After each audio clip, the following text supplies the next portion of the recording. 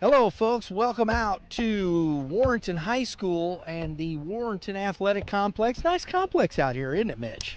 Yeah, I've been out here a few times for softball. I had some softball players that played for me, and I believe that actually when they played it was down here. It looks like they had moved the softball field up top and Yeah. some space there. Yeah. So I actually thought it was turfed, but the Yeah, fields are no. not turf. No, they're not. I know talking with Mr. Arnett, the athletic director, that's a goal. It's a goal, and I would love to see that because they got lights here, too. So that'd be cool to have the turf here. As always, I'm joined by Mitchy the Kid Thomas from the Hitting Zone. Let's go. Mitch, I think we've got the G.A.C. North title on the line. This is a big game.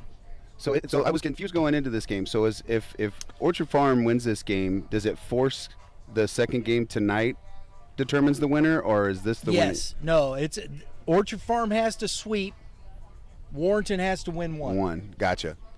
Well, either way, what a beautiful day to play baseball game. Little overcast, some wind keeps it cool over here where we're at, but I'm excited for this one. I've got kids over there on both sides of the lines that I know very well, and sometimes it's hard to sit back and not root, but it's a challenge, but that's what I do. Deep down inside, you'll hear me say something like, You're "Ooh, rooting maybe." for the kids. Yeah. Right, yeah. Well, I want get everybody that. to have success in their own right. You know, we do. I think we do a very good job keeping pretty neutral on things, but you can't help but root for kids, especially if you with what you do, you're invested in these kids. You have an investment of time, and many of them you've worked with over the years to help them improve as an athlete. Yeah, I mean, I've had some of these kids as young as 14U, and so when I first got them underdeveloped as far as body goes, and we get them to understand the gym, nutrition, and they put on a few pounds, and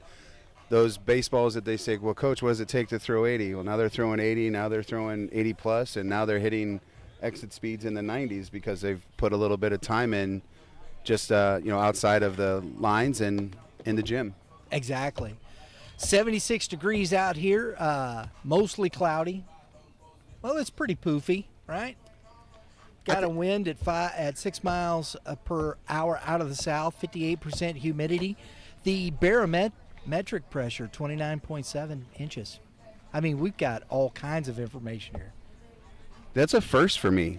Maybe I should show up on time more often. That is from the National Weather Service here on May 13th at 2:54 p.m. Gotta love that. That's on the Misha website. You can get this stuff. It's pretty cool, huh? I and like then you it. can click on to the National Weather Service, see what's going on. We got a matchup comparison here. There is not a lot of history between these two teams. A little bit here. You've got all-time Warrenton is up 20-2. Oh, boy. Yeah. They are on a current 8-game win streak. So Orchard Farm has had trouble with Warrenton, which isn't too surprising. Warrenton is a Class 5 school. They've been very good. This program's been really good over the past, let's say, 5 years. They went 10-0 in the North last year and won it, even with North Point in the conference. Sorry, I was looking around, just watching infield, just kind of doing my thing, watching these guys. But I was listening to you. But that just goes to show you where Sugar's got his group this year. Yeah. I think this game's just a little bit different. As far as the all-time numbers go. I don't know that that's an indication of what this year is. Right. So I'm I interested in seeing kind of how Sugar's got his Coach Sugar from Orchard Farm, how he's got his guys going for this big opportunity for them. Because I think I had them maybe picked towards the bottom of this conference going into this year with Winfield. I had them in the St. middle Charles of West. the pack. Winfield lost a lot of guys. But you look at comparison, common opponents, they've both lost to Deschênes, which is not surprising. Yeah, they're good. Warrenton lost in the 16-inning marathon to East. Orchard Farm still has to play them this week. Warrenton still has Fort Zumwalt North. Orchard Farm only lost to Zumwalt North 5-4. And they've both beat Holt. They've both have wins against St. Charles. They've both lost to St. Charles West. They both have beat Winfield, and they postponed on the Orchard Farm side from Wright City, and Warrenton's got a win against. So you can see it's pretty even matchup here. Yeah, that just goes to show you how interesting this league is, because, I mean, you had St. Charles start off 4-0. Right. You know, you thought maybe they were in the driver's seat. They lost that opportunity. And then St. Charles West, both these teams lost, but somehow aren't in conversation for, a conference title. So it just goes to show the strength of the G.A.Cs, and I'm expecting an exciting game from both. Absolutely. And I know I like to watch the in out. You kind of see where the team's at. Is it clean? How quick is it? Snappy? Is it peppy? Well, you got clean throws, all that kind of stuff, right? Yeah, where's the energy on a game like this? Does a team come out and they start chattering, or are they just catching fly balls and going through routines? I like to see, your infield work have a little bit of energy to match what the game should be like. Right. I'm not saying that Warrenton's not doing it or anything. I'm just saying that's how I like my in and outs to go. I concur with that concurrence.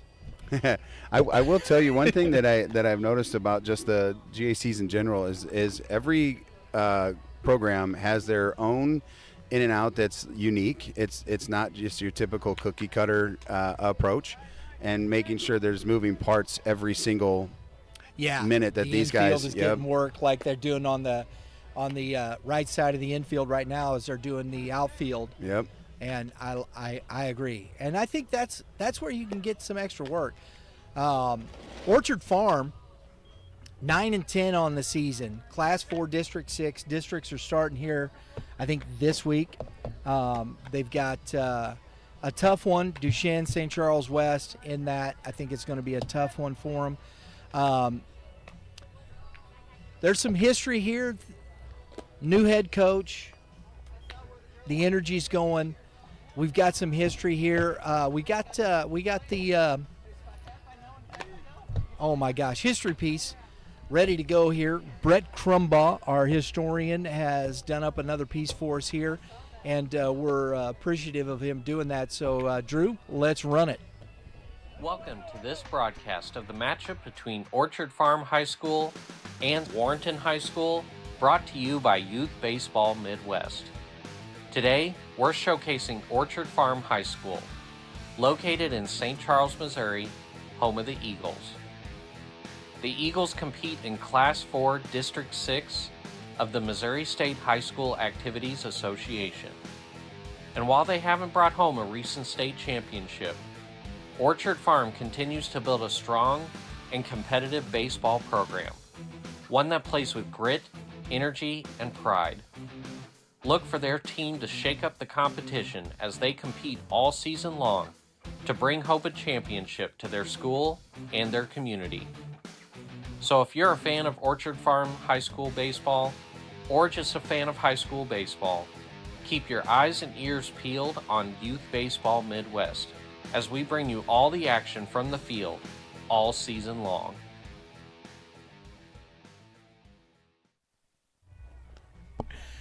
We have just stopped by the tent here. Coach Arnett from Warrenton, he's the athletic director. Mitch was talking about duck blinds, and it's his favorite subject. Coach, we want you to say hello to the folks and talk about your program here and what's going on with Warrenton right now. How's it going? I can't really weigh in too much on duck blinds, but well, that's fair. Well, you know what the weather's been producing, so we've had a lot of water. It's been a crazy spring. A lot of reschedules. Numbers for us have been down a little bit this year. When you look at years past, but we should have a good group coming up from the middle school to kind of balance that back out.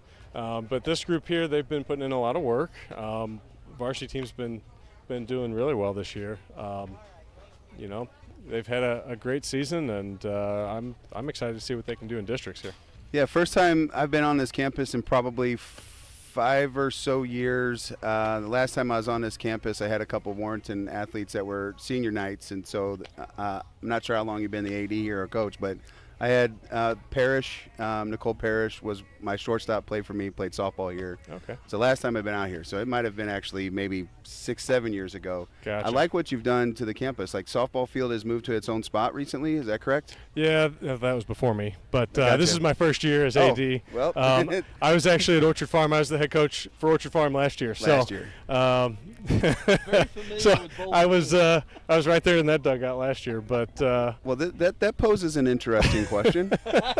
So we're just going to go ahead and put it out there since it's live. How do you go about the energy of a game like that for you? You've got some history over here for the farm, and then obviously you're here with Warrenton. And I would expect that your current situation is probably on top, but there's got to be some, because some of these kids, you know, were in your program as freshmen and now are graduating. So you got to at least root for the kid. We were talking about it earlier. Sure. I've been rooting for these guys since day one. A couple of them reached out for a letter of recommendation. I'm like, absolutely. Yes, I will do that for you. Like, whatever you guys need.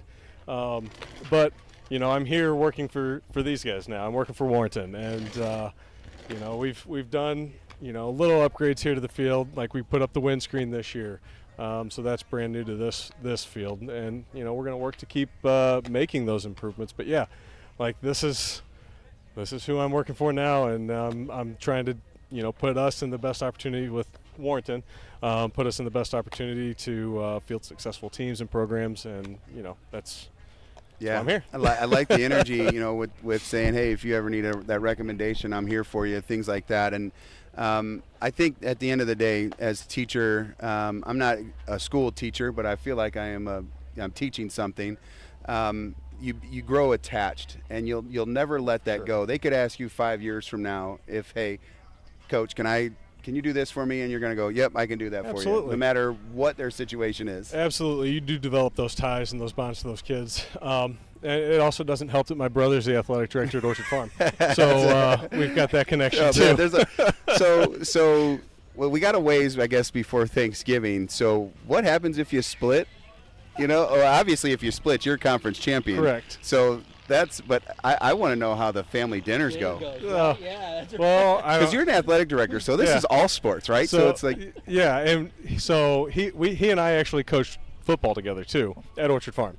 So that was fun, you know, down here this year, because it was for the conference championship as well for football, and we ended up winning that one. Obviously, they beat us in basketball. So, yeah, now we got baseball here for boys sports here in the spring. But so is this the best of three, I guess, then? Well, we weren't going for the conference championship in basketball this year, but it was still a fun little rivalry. Yeah, because that's during Thanksgiving and Christmas, so there's conversations at holidays. But it was fun. I mean, we were barely done with football by that time, so I can always rub that in his face. But that's fair. That's fair. Yeah, he's got one here. He's got one here. This is the rubber match. Oh yeah, that's what I. No, yeah, we have fun like. with it. We have fun with it. But it's all, like I said, it's all in fun, and we're both here for you know, what's best for the kids, and trying to improve, you know, sports, high school sports, and improve the programs that and the schools that we serve for our kids. I love it.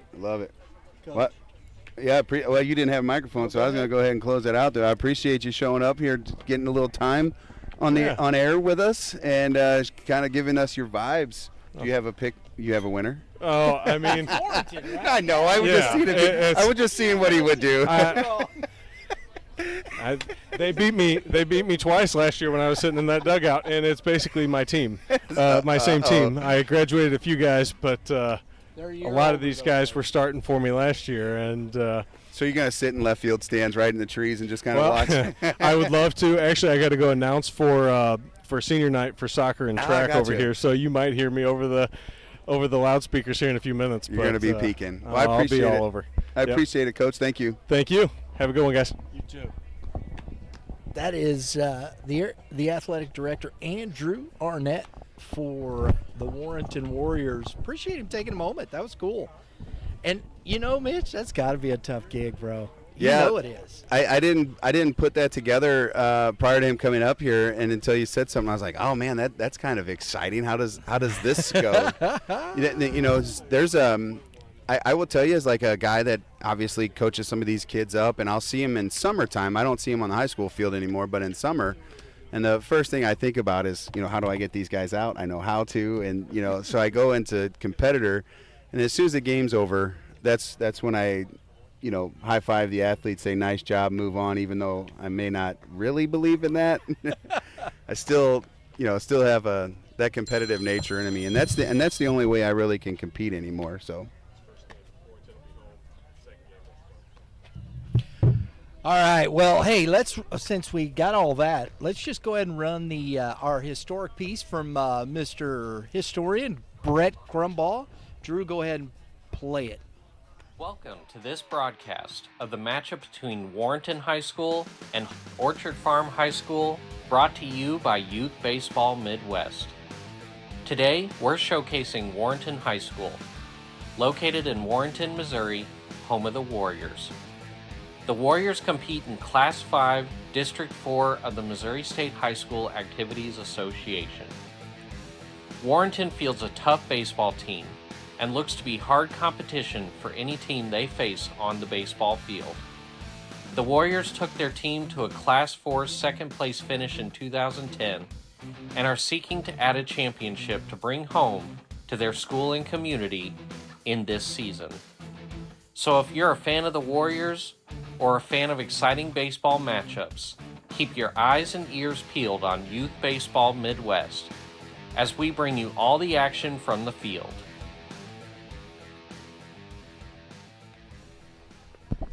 We appreciate Brett Crumbaugh taking care of us this season on some historical pieces. We'll have one more. We got, make sure you tune in. We got a dandy to finish off the season here, Mitch. Thursday, we will be at Lindbergh High School for the Lindbergh Flyers as they host the Festus Tigers. Dandy of a ball game. I think I'm looking forward to that. Get to see both these teams for the first time, and both of them playoff contention. I think favorites in their districts in Class 5 and 6, and I think it'll be a lot of fun. I also want to give a shout out real quick, and we'll come back to this, but I want to give a shout out to Coach Brendan Sugar, who just recently got elected to the Fort Zumwalt East Hall of Fame. Oh, let's go. Right? Gotta love that, with Brad Chapman. You remember Brad Chapman? I know Araldus. Brad Chapman, Matt Chapman. Tremendous athlete. That kid could run, hit, played football. He was part of that, part of those teams back there with Marvin Bird III. Very good football team. Yeah. Back when East actually had a good football team. So I'll be quite frank. Because I didn't want to say honest, but just because that's what you want from me is to be honest.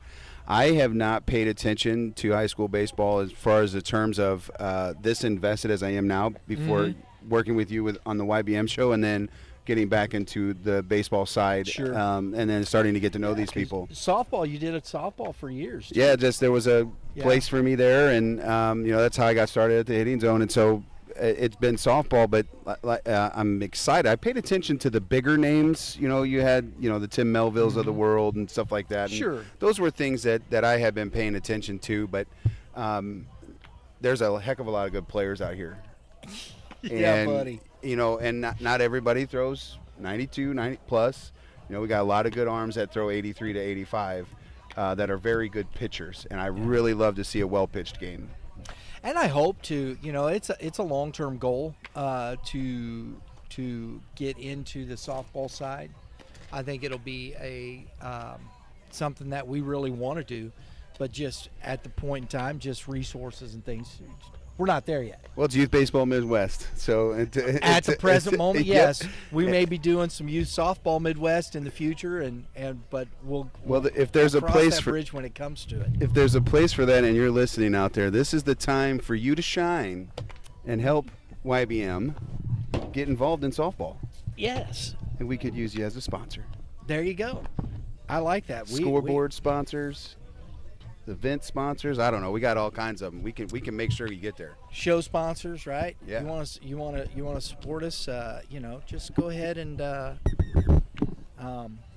sponsor the Hitting Zone podcast. getting ready to do something. We got some good stuff. I think we got a lot of good topics coming out. Coming off the season, we're going to get back into our podcast.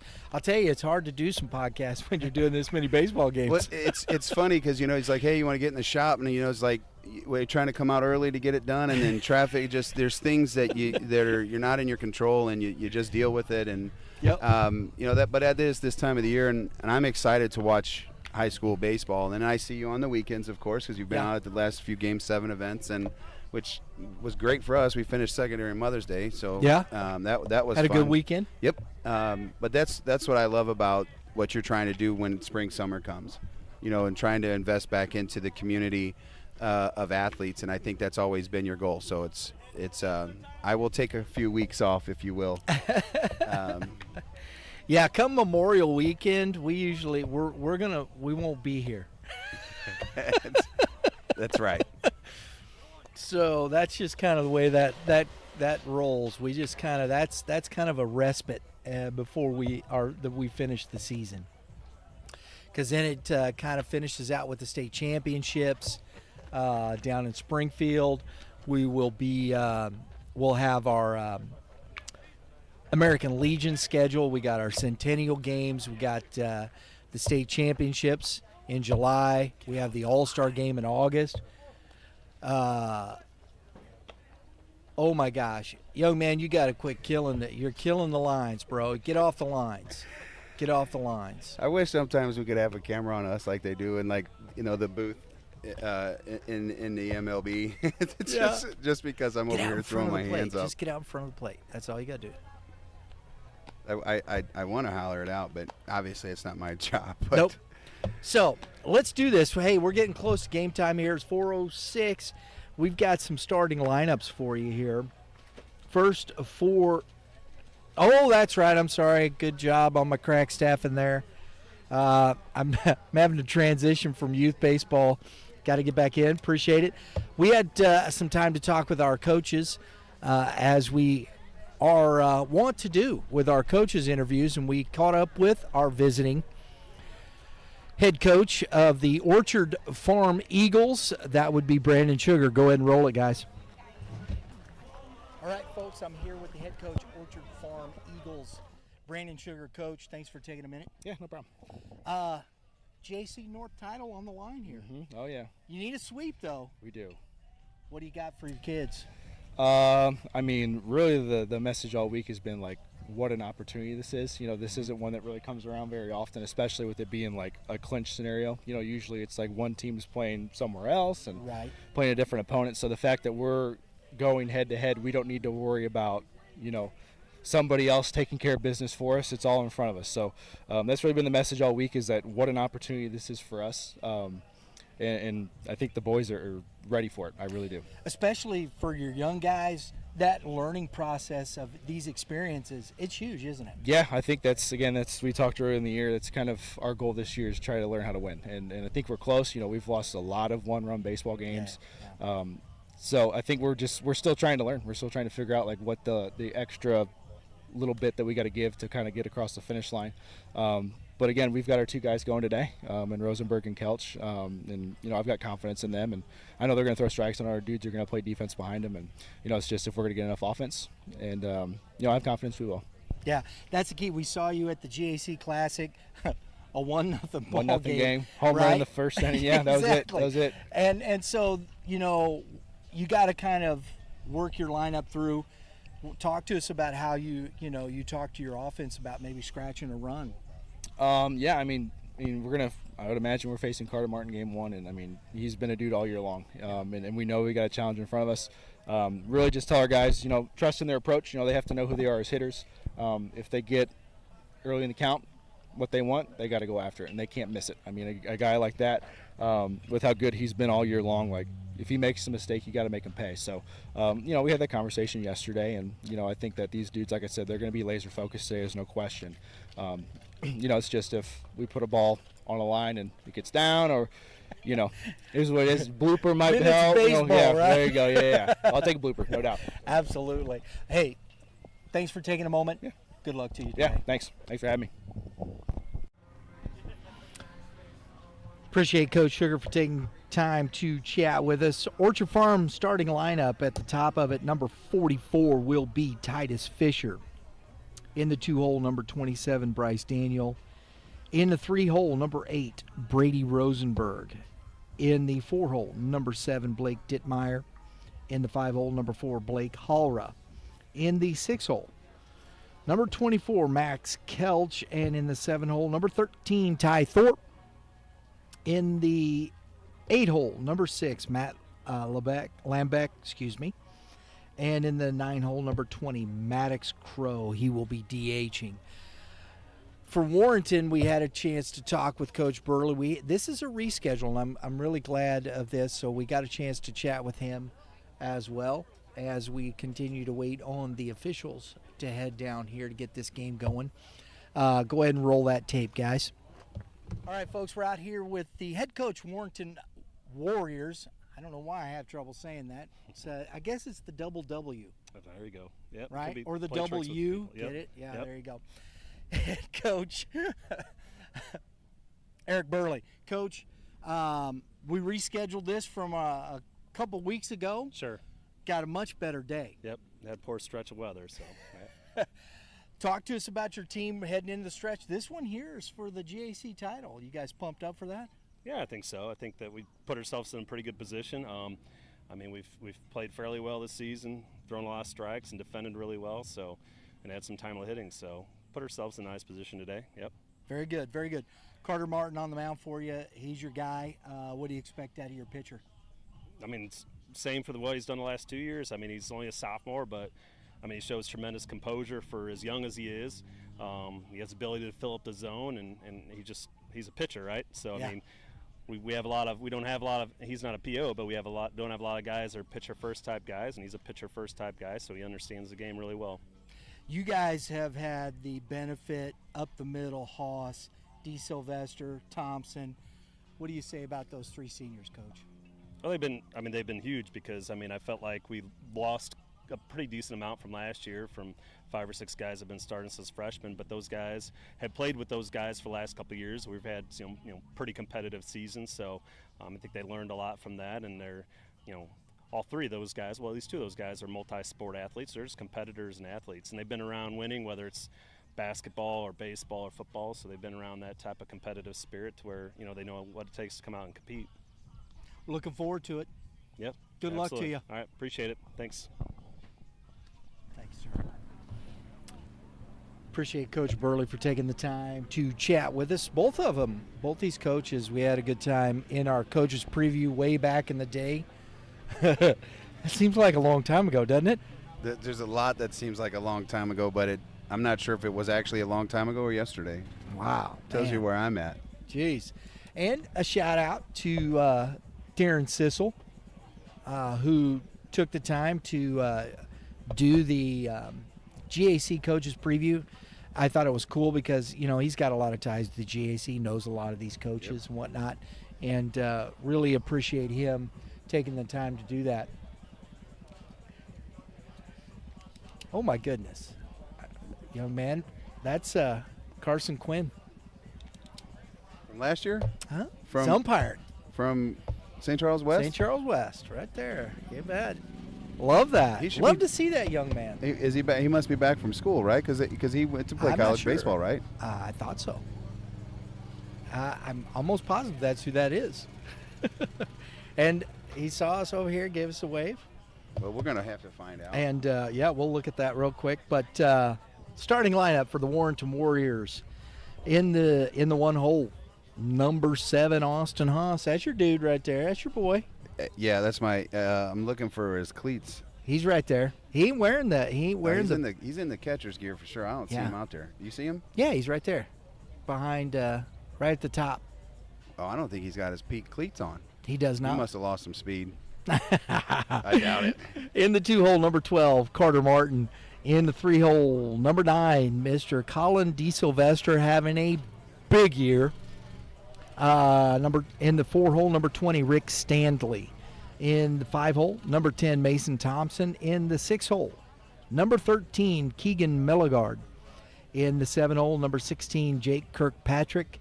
In the 8-hole, number 8, Bryce Phillips. In the 9-hole, number 1, Keegan Lemkel.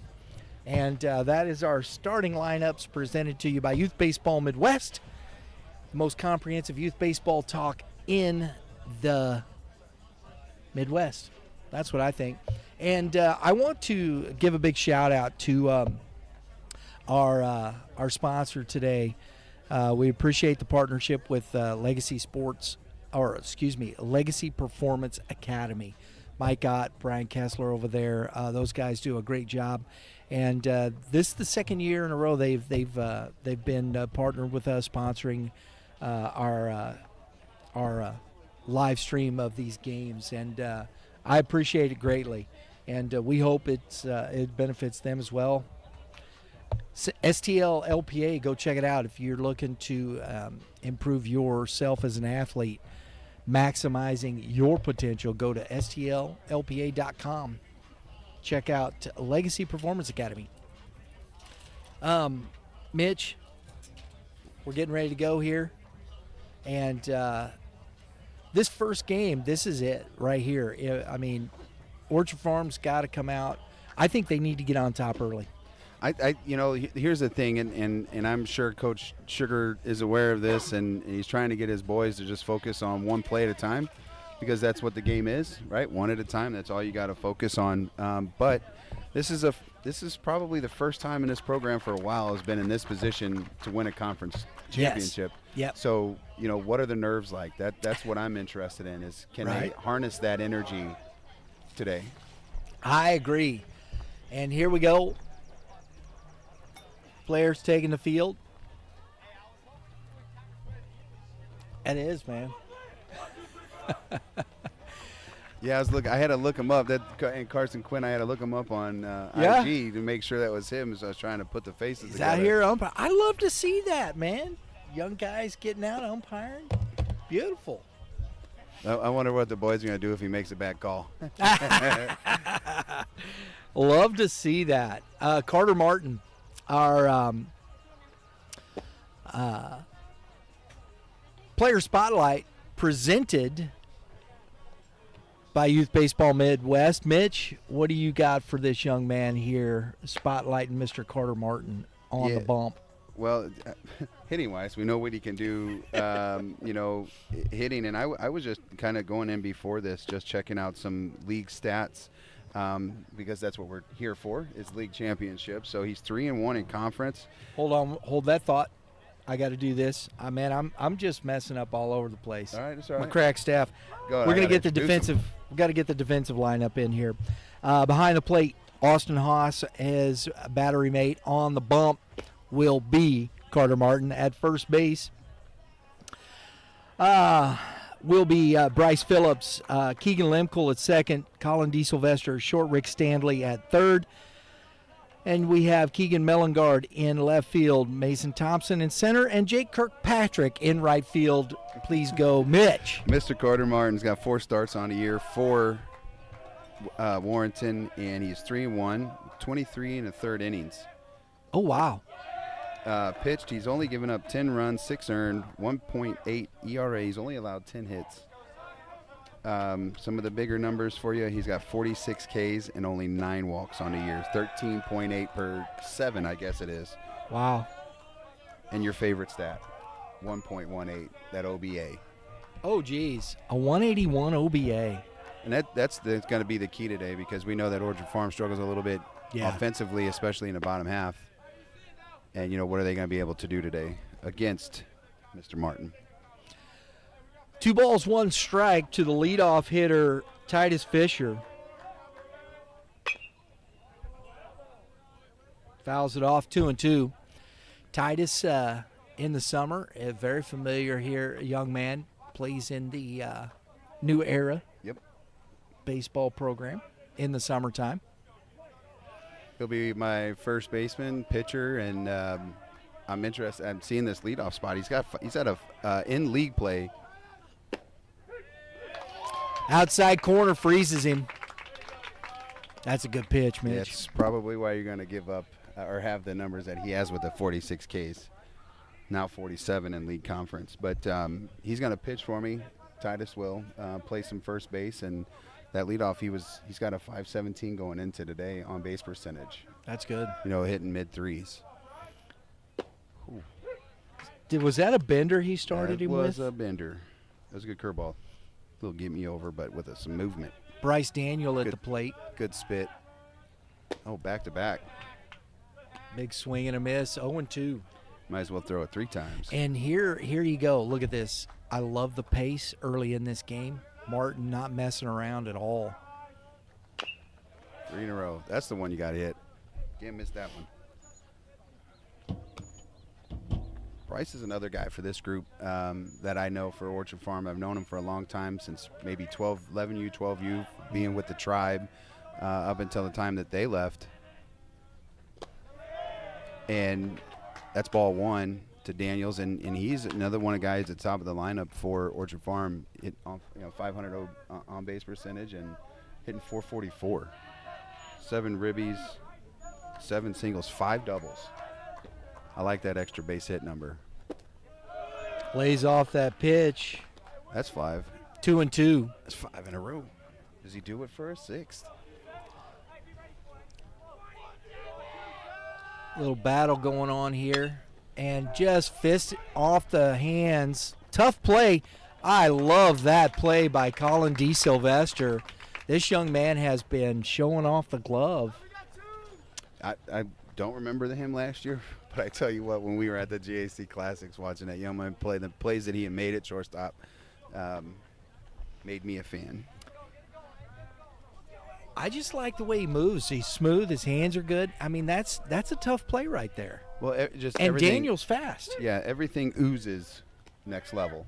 Yes. Rosenberg at the plate now. Rosenberg's a little thicker than I thought he was. Ooh-hoo. That's what happens when you got velocity. 0-2. That's where our camera's at. That just goes to show you some of the respect that Daniels had for Orchard Farms. I mean, he had 5 or 6 straight curveballs, and then Heater got him.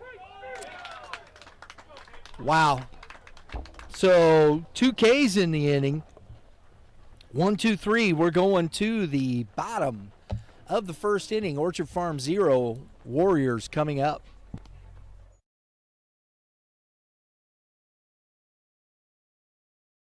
Level up with Legacy Performance Academy. When it comes to development, Legacy Sports and Fitness is all about training the whole athlete, on the field and off. Improve mobility, boost flexibility, prevent injuries, train explosive strength and functional movements, grow as an individual. Because we know a better athlete today becomes a greater player tomorrow. All right, here in the bottom of the second inning, we'll set up the defense here for the Warrenton Warriors. Give me just 1 second here. Warrenton, the Orchard Farm Eagles. Behind the plate, Blake Hollera, his battery mate, Brady Rosenberg. At first base, Matt Lebeck. At second base will be Nolan Spaeth. At shortstop, Bryce Daniel. Ty Thorpe at third. In center field, Max Kelch. And in left field is Titus Fisher. And in right field, we have Blake Dittmeyer. That is our defensive lineup around the field for Orchard Farm Eagles. And we've got our player spotlight here on the pitcher for this Orchard Farm team, which is Brady Rosenberg. Brady Rosenberg on the season is 3-1. He's started 7 games. He's got 1 complete game and a 2.81 ERA in 37 1/3 innings. Rosenberg also has walked 18, struck out 38, a 1.45 whip, and he's opponent's batting average against is a 229. The slug is 274, probably up there a little bit, but walks may be a little high, so we'll have to see how that goes for Rosenberg as the game goes on. Starts off with the curveball for strike one to Austin Haas, the leadoff here, and the catalyst for this Warrenton team. Outside, ball one. 1 ball, 1 strike.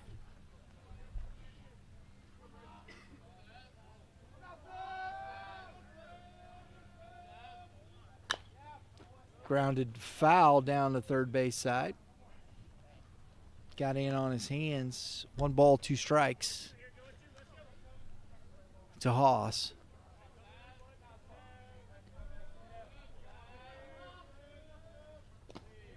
In the dirt, 2-2.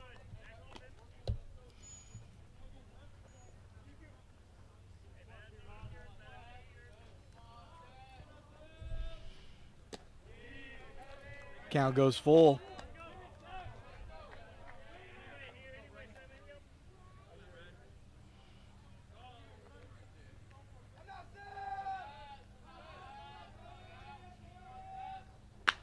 Grounded to the third baseman on the big hop. Throw over. Nice pick by Lambeck to get the speedy Haas, and that is out number 1. Nice play by Ty Thorpe over there. That ball come up. A little tough hop on him.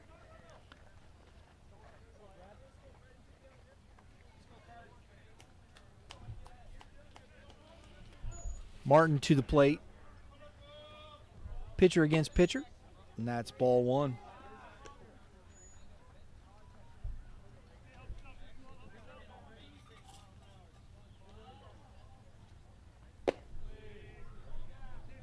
Two and 0.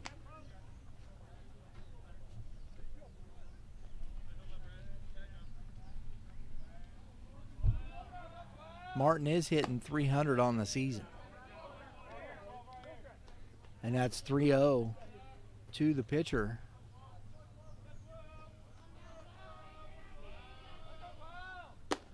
And that's ball 4. So 4 straight balls to walk Carter Martin.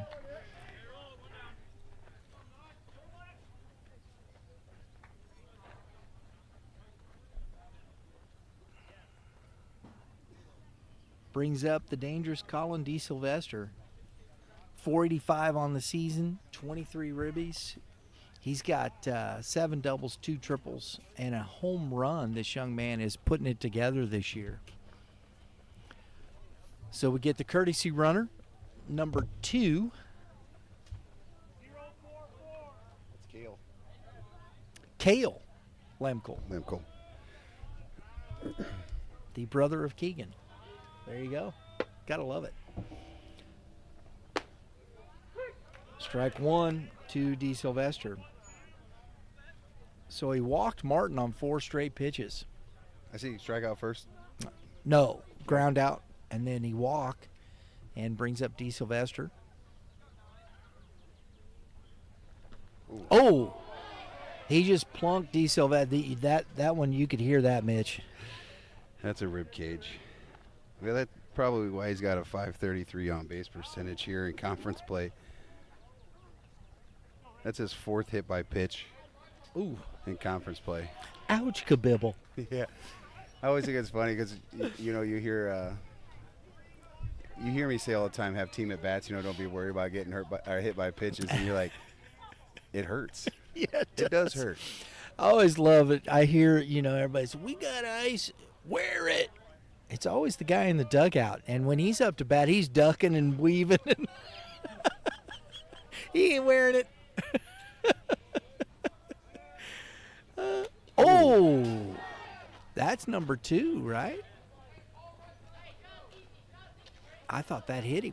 That did not. Yeah, that was off the tip of the catcher's mitt. What you heard. Okay. Rick Stanley at the plate. So that moves everybody up 90 feet on the wild pitch.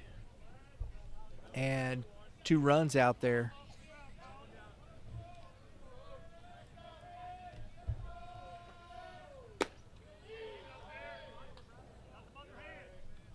Two and 0. Rosenberg's kind of been all over the place here. He's not been real consistent early in this game. Yeah, I was trying to go back to look. When the last time he's had some, regular innings? In conference play, he's, got 4 games under his belt started. He's 2-1, so I know he's getting time. It's just whether or not he's pitched in the last week is all the rain. Coach Sugar talked about it. Ooh. Wow. That Everybody- caught Thompson in the shin, so. Did you like that? Don't worry. Hit it that way. Yeah, he's over there not happy, and his teammates are giving him some heat. He's like, I don't want to hear it. Little wheel play. D. Sylvester back in safely. Bright sunshiny day. Puffy clouds everywhere. Start to heat up to those summer numbers here next couple days, Mitch. Yeah, I'm not looking forward to it. I like the cold weather for obvious reasons. Me? Yeah, glad we turned the heat up. It is my bag, baby. I'm not a summer guy. I like the summer activities.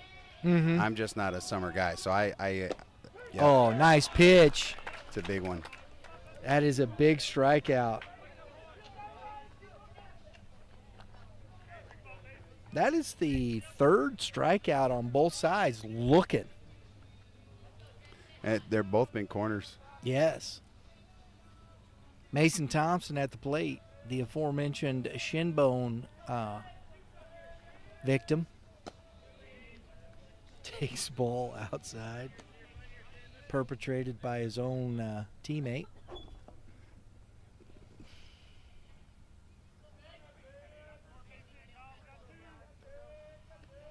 This is a big spot right here in this game.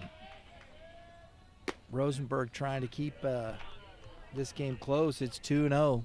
Yeah, this is a good one too, because Mason is on league play is hitting .565 with an on-base percentage of .643 and actually leads his team in RBIs with 10. So it's a big at bat. That's back out of play. Strike one. This is something that this past weekend, the 2-0 count. And one thing that drives me bonkers, and I'm not picking on this young man at all, is how are we late 2-0? You know what I mean? I would love to see the 2-0s trying to send it a mile. That's grounded to the shortstop over. And a nice play by Bryce Daniels coming up. So Warrenton strands 2. We're going to the top of the 2nd inning. No score.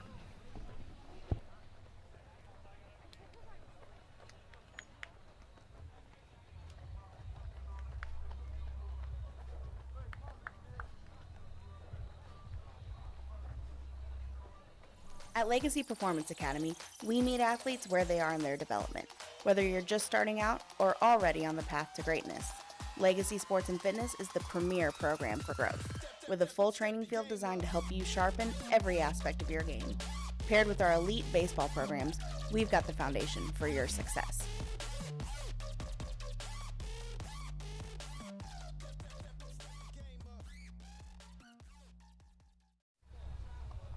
All right. Back here, top of the 2nd inning, we're going to see Blake Dittmeyer, Blake Hallra, and Max Kelch in this 2nd inning. Any scores yet going on around the league here, Mitch? We do have some scores, but can we talk about Blake just a little bit? Oh, I yeah, talked yeah. to this Go young man ahead. not too long ago about kind of how his season's been going, and he had such a good freshman season, and that he's got that little sophomore slump, if you will, happening. But the thing about it is, you might only be hitting .211 on the year. He's got on-base percentage over 400, and he's got himself a dinger and some RBIs. Just think you have to work through some of those hurdles as an athlete, not putting that kind of pressure on yourself. So he's kind of the guy that I'm looking at. I know that he's a normal guy, Yeah. in the terms of his skill set, like he's one of those guys. But how does he impact this game? Is it behind the dish, or is it with the bat? Dittmeyer takes a big old hack Strike one. Man, they're just having a hard time laying off that off speed, that slider, curveball. They just cannot lay off. Yeah, and what do you do here? The guy's throwing it for strikes and yes, except for that one. But he's throwing it for strikes, and so I think one of the things that you just challenge, you go, if it's at the thighs, I'm going for it. If it's at the knees, I'm letting it eat or letting it go. That's the pitch. It's a belt house slider. It's kind of cement mixer. Haller now coming to the plate. What's always amazing to me is the size of this kid as a sophomore, man. Yeah, size 15. So he's got some room to grow. He's like that Labrador puppy. You know, he steps down on the ground and you look in the mud and you got these giant paws, but it's a 30-pound dog. And then you're like, I hope you grow into those paws. 1-0. If he grows into them, we're in trouble. Because that's going to be your 6'6". Missed his pitch right there, Mitch. That was middle in. Yeah, that's the thing that Martin's done so far is, you know, throwing that slider up here early. I love that pitch, that slider right back off that fastball inside. That is a heck of a good sequence right there. Yeah, and he could throw it. He has any pitch available to him. He wants to throw up, down, slider. But that's the thing here is, you know, when he missed that pitch to hit, he was probably looking maybe slider and goes, oh, that's my pitch, and then you try to get after it. It's too late then. Yes, it is. Especially with this velo.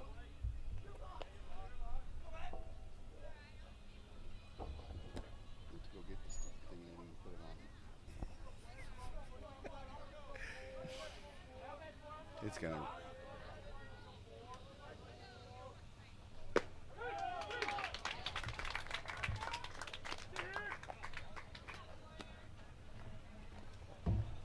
Slider. It's good It's stuff. on. It's good stuff. And he's not even trying to throw it for a ball. He's throwing it in the middle to break outside. He's throwing it in to break middle. It's good for him today. Max Kelch at the plate, center fielder. Fastball corner, strike one. See, and then right there you're sitting.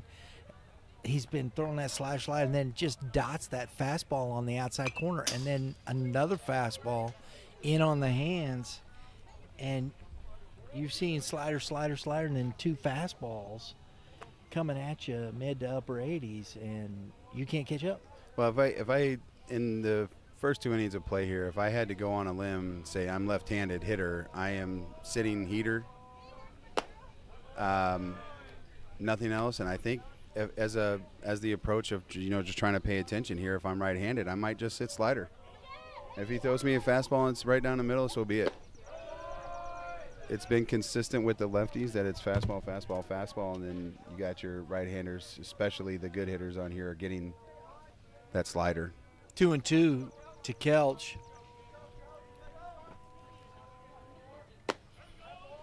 Missed with that. Outside. And it's full count. I think he could throw that pitch again. If he just moves that baseball over about 3 inches, that's a called strike 3. Fastball. Either way, strike 3. That's a strikeout of the side. And his 5th K in 6 batters. We're heading to the bottom of the second inning. Still no score.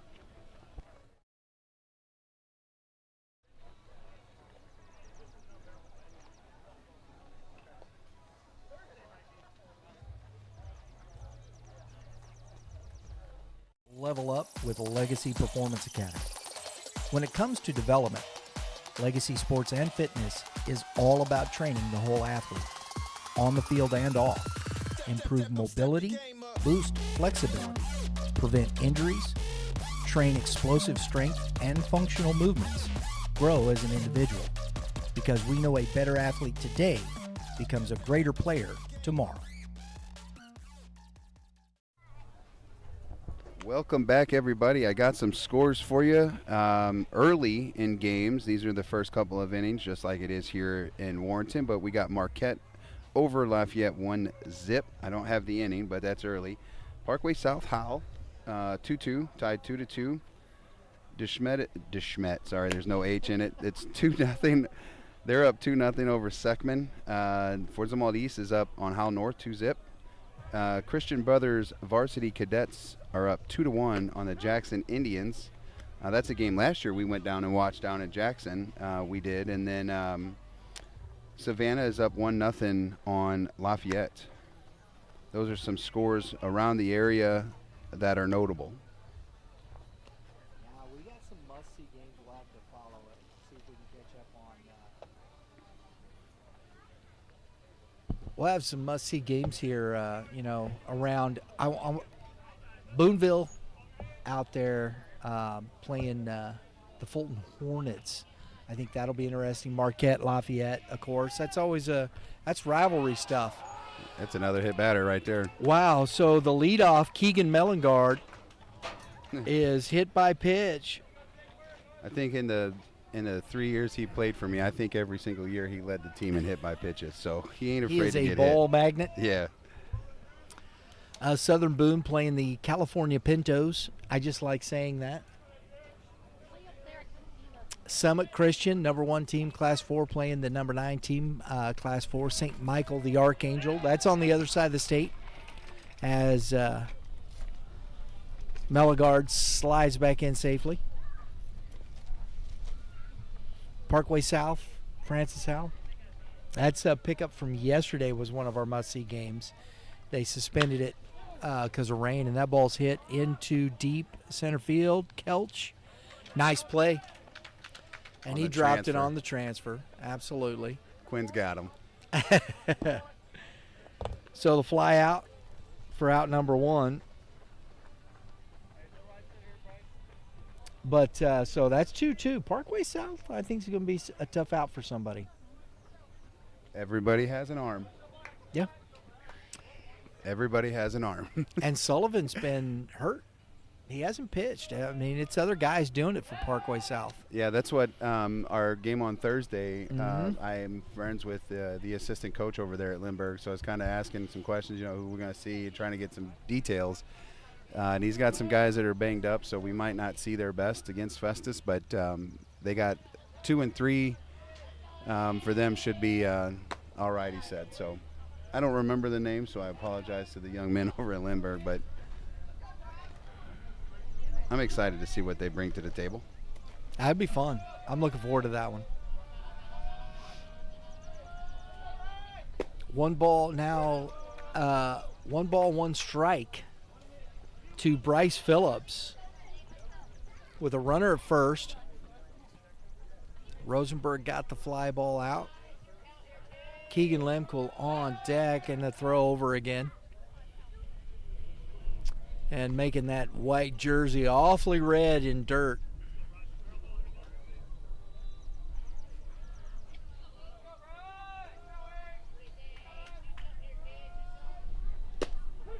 That's a strike on the corner.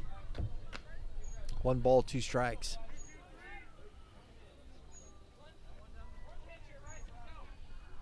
This is where I think if Warrenton's going to make some impact and get out of districts, the bottom of their order has to really produce. Little dribbler. Third baseman Thorpe up. Nice play by Ty Thorpe. Didn't panic. I love that. It was nice and smooth and made a strong throw. Yeah, and those are the kinds of plays that at the bottom half of the lineup you need so you can catch a little bit of a break to get a run in. And that's the kind of thing that'll change a game here, because you have 2 outs with your 9-hitter up, and, what do you do here? I'm probably having a little fun with baseball, because if he gets thrown out, I got Austin leading off for me. Exactly.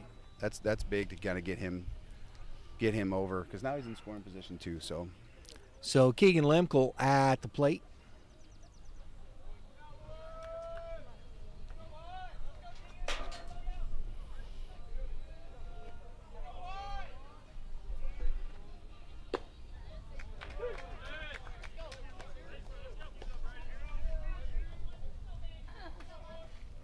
Strike 1 on the corner.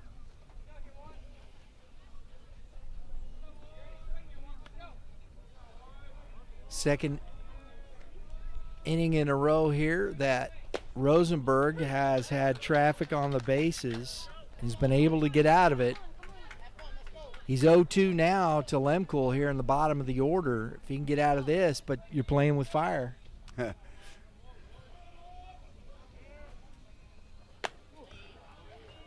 Doesn't chase up. Yeah, you can see him challenging. He's getting right after him because he definitely doesn't want to see that young man on deck in this situation. Runner in scoring position. You're all right with him leading off the inning. It's a good hook. Like a little sweeper. Two and two. That's me.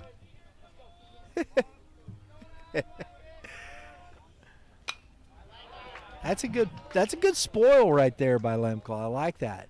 Just, looked like he was a little bit behind, just got the barrel out there, flipped it foul.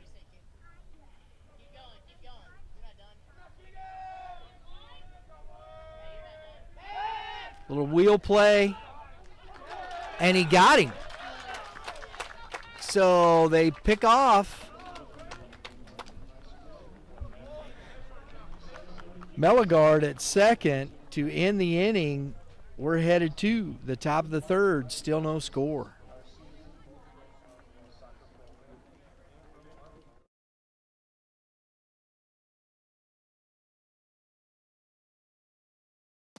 At Legacy Performance Academy, we meet athletes where they are in their development, whether you're just starting out or already on the path to greatness.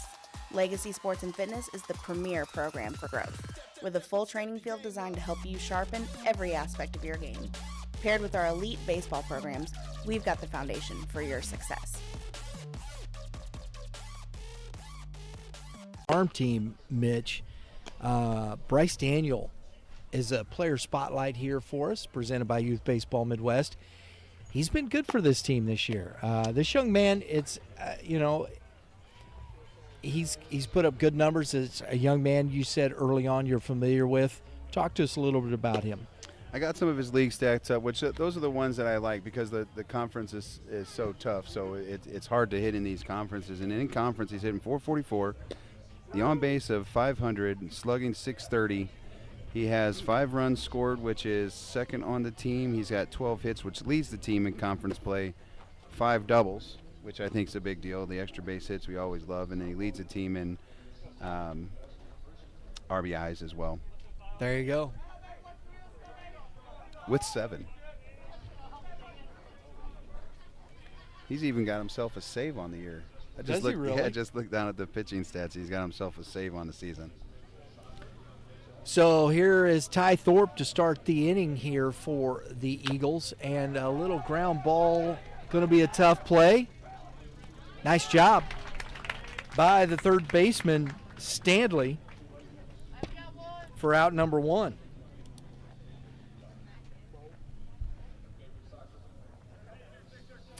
Baseball economics, Mitch. Don't ever get tired of saying it. 1 pitch, 1 out. And that's a strike. I forgot to do it. I forgot to mention it on the show today, guys. I'm talking to my staff there. We saw this weekend on Sunday, foul back,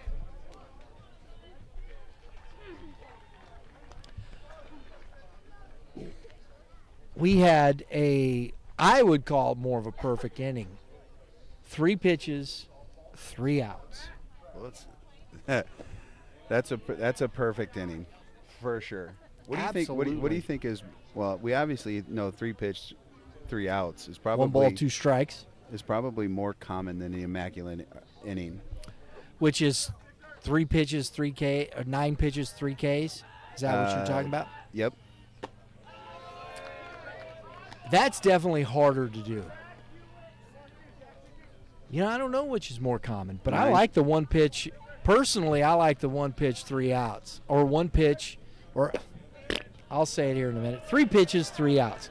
To me, that's the epitome of baseball, because I know the strikeouts are the sexy thing, and all that, and it's but Give me pitch count. Well, efficiency. I mean, you see it a lot in higher level sports. It's strike 3 for Martin.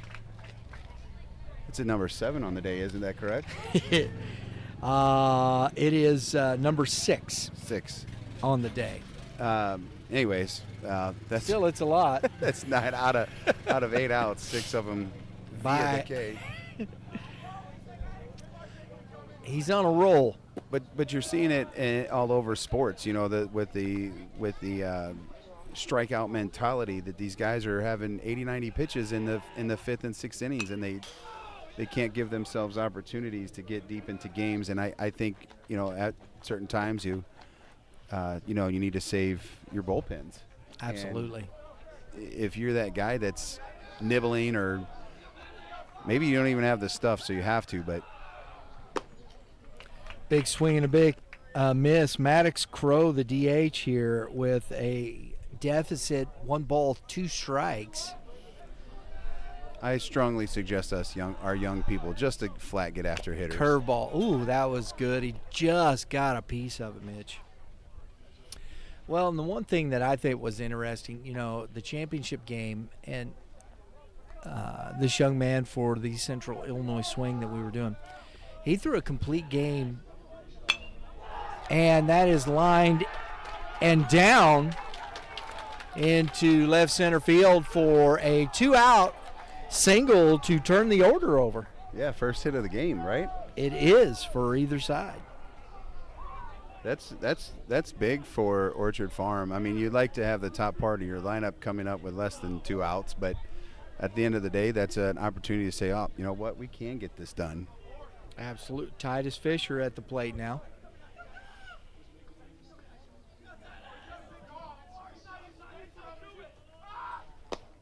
Fastball. He's been 81-85 from where we're at. We're about 30 feet, maybe 15 yards from the plate, so I know that I'm not picking it up typically out of the hand, but he's probably mid to upper 80s consistent today.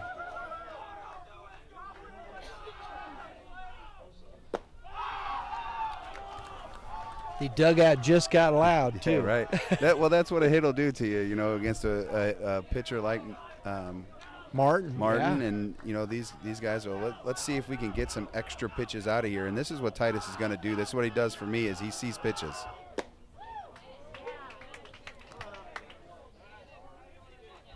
Strike on the corner there. He's got enough pop, though. I would like to see him try to take advantage of a 2-0 right there. We'll talk about it this season. Because that's getting here. You got that off speed coming, I think, again. No, yep. And that's the reason I don't like 2-2. I don't like giving strikes away. Yeah, don't give that away. Like, if you have a 2-0 opportunity, you know that's going to be bell high, you got to send it. We'll have that conversation this summer, but you'd like to see that on his own. So, pop foul back out of play. And that is 2-2.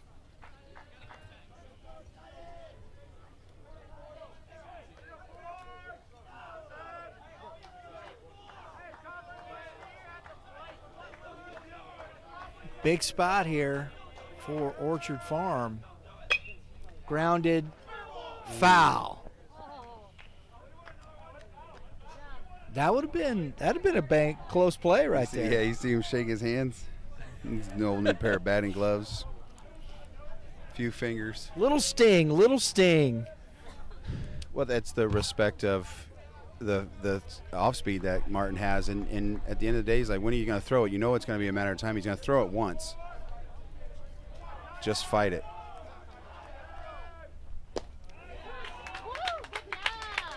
Yeah, that was nasty. So the Orchard Farm Eagles strand 1. We go to the bottom of the 3rd inning, still no score.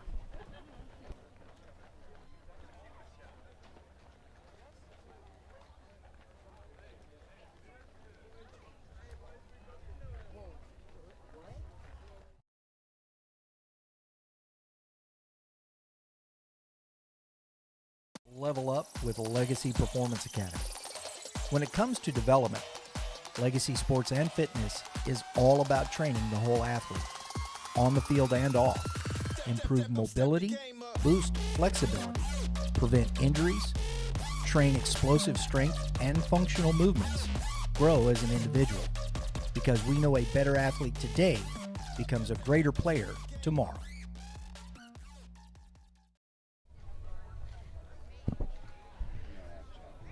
We don't have Chaffee on there? Okay. Portageville Bulldogs taking on the visiting Chaffee Red Devils. Chaffee is 17-2 in Class 2.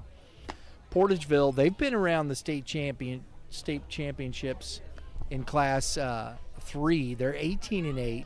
It's one of our must-see games. That was a 4:30 start. I don't know if we're going to be able to get you a score, but love that. I love that stuff. I love the small schools like that, man.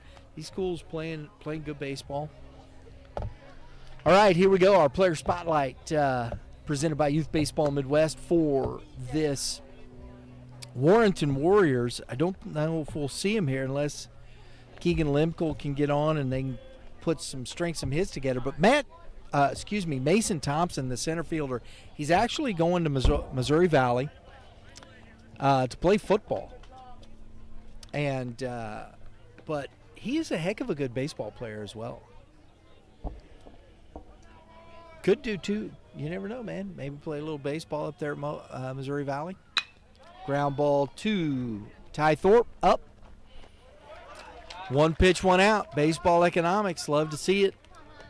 Well, returning the favor, I guess. Little Mike Rowe returning the favor. You're speaking of Mason Thompson. He was hitting .565 in league play, which I think we talked about earlier when he came up. But he's leading this team in RBIs for this club. I know that he can go to Mo Valley and play. We had Gabe Duncan, if you remember from last year, from Howe Central. He's up there playing for him. So be interesting if maybe they try and talk him in playing a little baseball after football up there. Well, that's a luxury that you have, in an NAIA school or a school like that, because they have time off. So the spinner for a strike. 1 ball, 1 strike to Haas. I like that little sweeper he's got.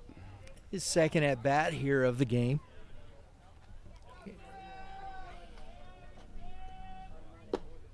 Good fastball from Rosenberg's got a 1-2 count ahead of Haas.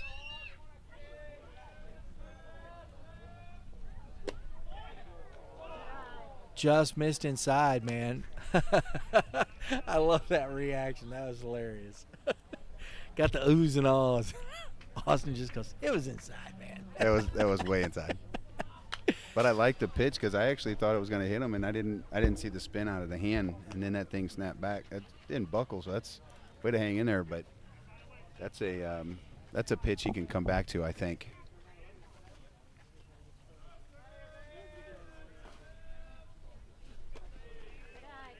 Nice job by Hallra. I love that.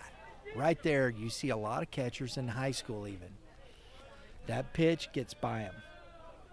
I love how he just kind of got his glove to it, knocked it down. It was still right there.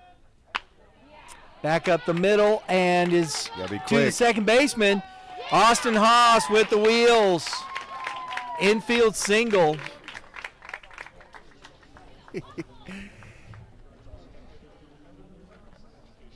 That's when you look at your shortstop and you're like, really? A second baseman, actually. No, when you look at your shortstop, you're like, come on. I thought I had one. That was Spaeth over there at second base. He was deep on that backside of second base, and that ball was not hit just over real hard. Oh, he did nothing wrong. It's just his speed. Yep, and I think he's got a green light here, Mitch. What do you think? There's a reason why he's running. And yeah, he ain't getting no courtesy run. Yeah, he's 5'5". He's got about a 7-foot lead. And ball to Carter Martin.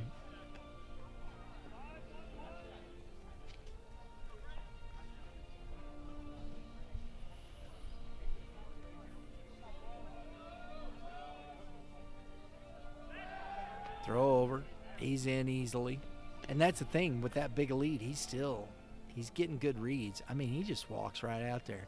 Go ahead, see if you can pick me off. He's at least 8 feet. Man, that is a big lead. No go. Strike to Martin. 1 ball, 1 strike. I mean, maybe there's a ton of respect for Howrah here, but I feel like if he wants to, he's got that kind of skill set to just go ahead and take off. Howrah's got a good arm. I mean, you're going to have to steal it on the pitcher. You're going to have to get the jump you need and want, because Howrah will throw you out. You got a little wind in your face too, coming from center field, Mitch. Oh, there he goes, and that's a good pitch to throw. There he goes. And he's out. That's why you don't steal, I guess. Well, and you know what? That was the pitch too. It was up. He just popped and go. I love the transfer.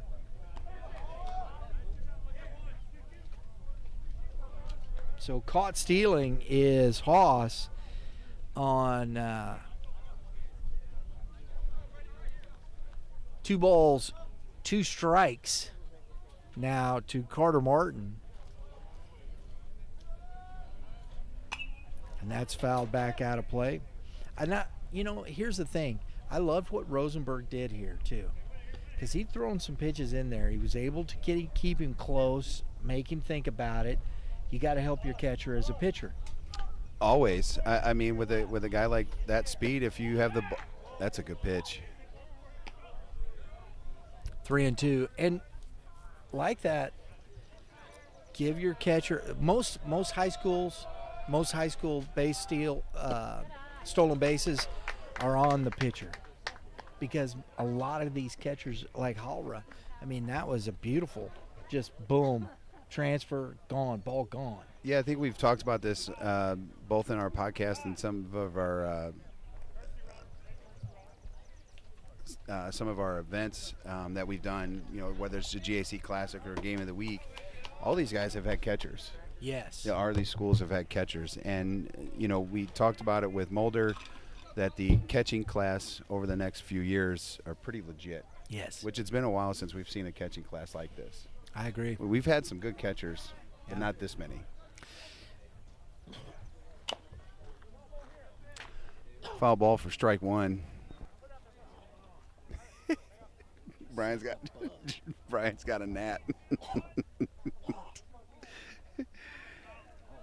I am CPR certified, but I'm not giving you the Heimlich or mouth-to-mouth. I'll give you the Heimlich. Sorry about that, folks. We're out in the elements. Little flip for the out. Ends the inning, though. And we're going to the top of the 4th inning. Still no score.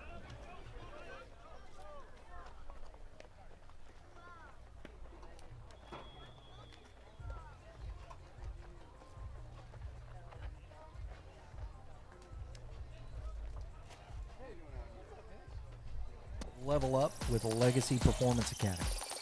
When it comes to development, Legacy Sports and Fitness is all about training the whole athlete, on the field and off. Improve mobility, boost flexibility, prevent injuries, train explosive strength and functional movements, grow as an individual. Because we know a better athlete today becomes a greater player tomorrow.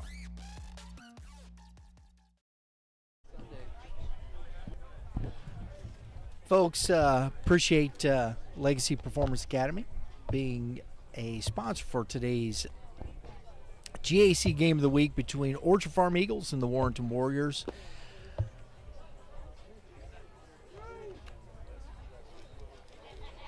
STLLPA.com. You good? I'm good. I was about to chime in and give you some help there. Oh, man. Maximize your potential. There it is, man. The brain. It's getting frosty over here. You got some scores for us over there, Mitch? I do. That's what I was going to help you with. One I think that's a big one is actually Nick Branson is up on Nixa 4-zip. Wow. Which, Nixa is a team that I think has got a few losses on the season. I don't know who their ace is, but they're down 4-0 in just the bottom of the 2nd inning. Jackson Gamble, and I doubt that's who they're throwing. I'm going to go Eoff. EOFF, and Duncan has thrown for Nixa. Yeah, I'd say he's probably got some guys that, he's given some innings to there. Bryce Daniel at the plate, he's 2-0. Up on Martin, fastball, challenge, and it's flown into right field. Catch made by Kirkpatrick for out number 1.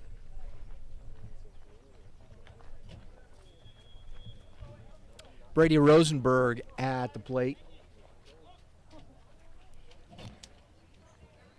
Troy Buchanan is up 2-1 against Timberland at Timberland. Marquette has gone up 3-0 on Lafayette. Big swing and a miss. Strike 1 to Rosenberg. DeSmet has gone up 5-0 on Seckman. DeSmet's been playing some good baseball lately. Yes, they have.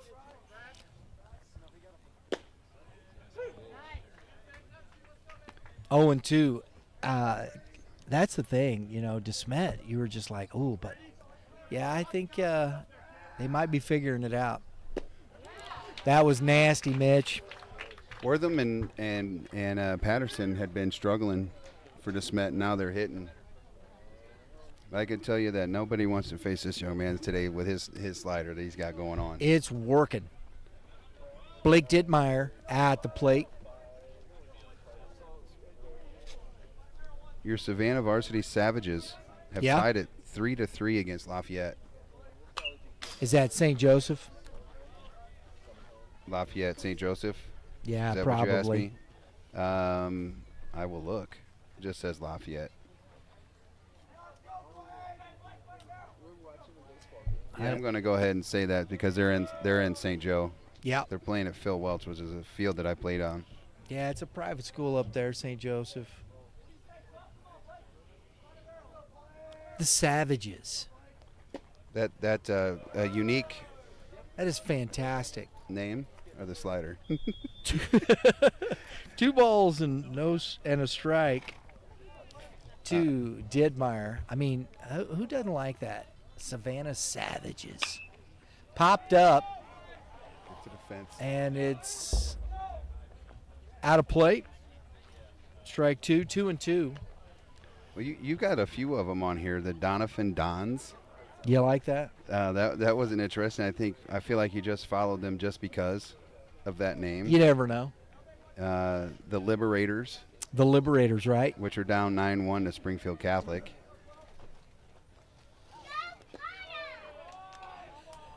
Got some fans. I love it. 3 balls, 2 strikes. Full count. Dittmeyer.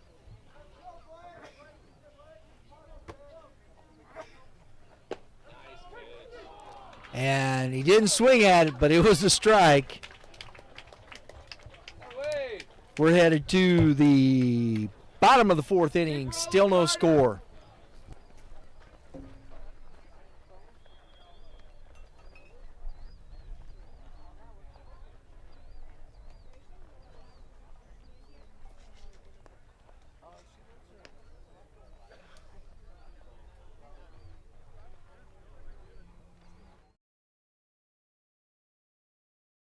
At Legacy Performance Academy, we meet athletes where they are in their development, whether you're just starting out or already on the path to greatness. Legacy Sports and Fitness is the premier program for growth, with a full training field designed to help you sharpen every aspect of your game. Paired with our elite baseball programs, we've got the foundation for your success.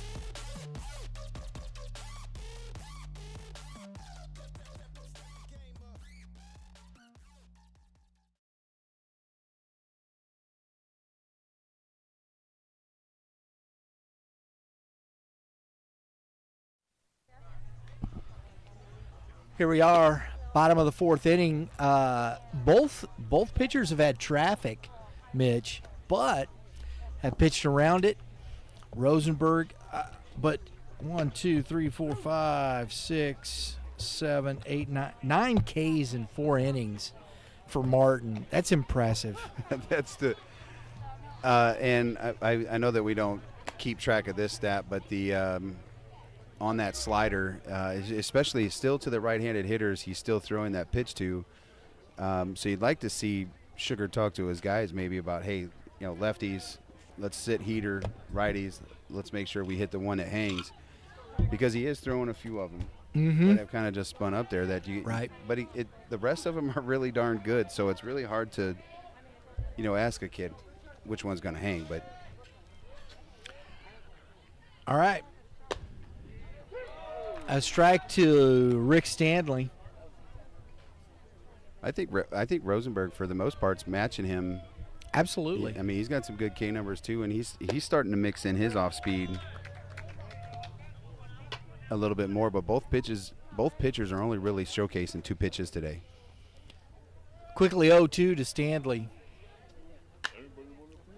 And he fouled it back out of play. This is where, have they developed that third pitch or not? The change, the splits, any kind of pitches like that. I think these lefties could get out on those.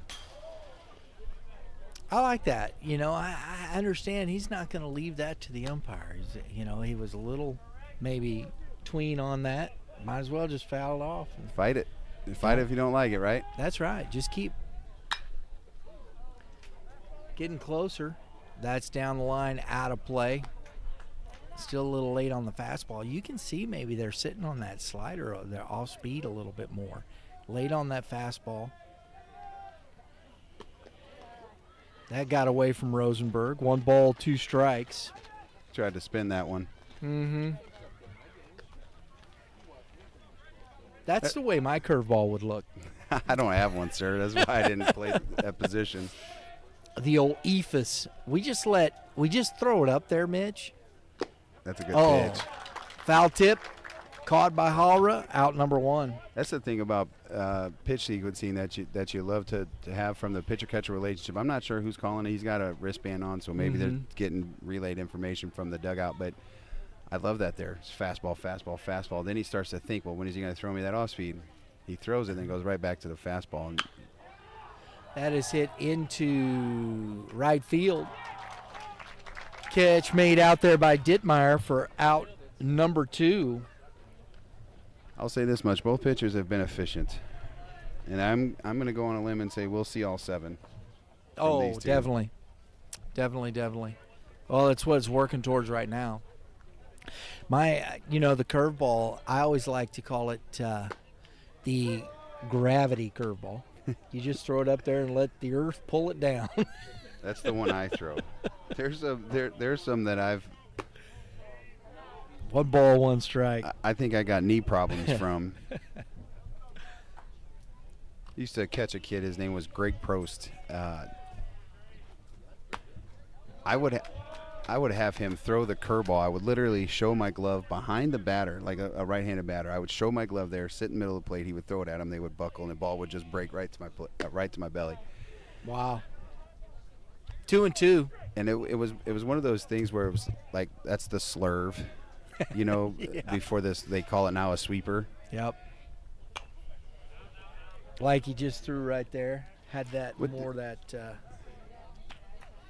you call that? 9-4 or whichever the case may be. Instead of the 12-6. It would be more of the lower numbers are on your right-handed side. Oh, is that right? Higher numbers That's are on what your it lefty is. side. So it would be. Well, wait a minute.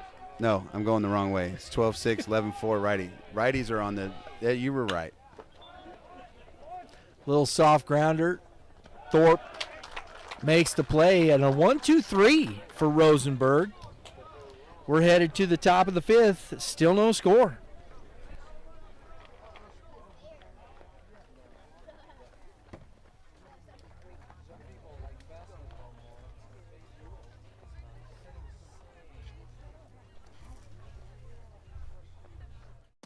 At Legacy Performance Academy, we meet athletes where they are in their development, whether you're just starting out or already on the path to greatness.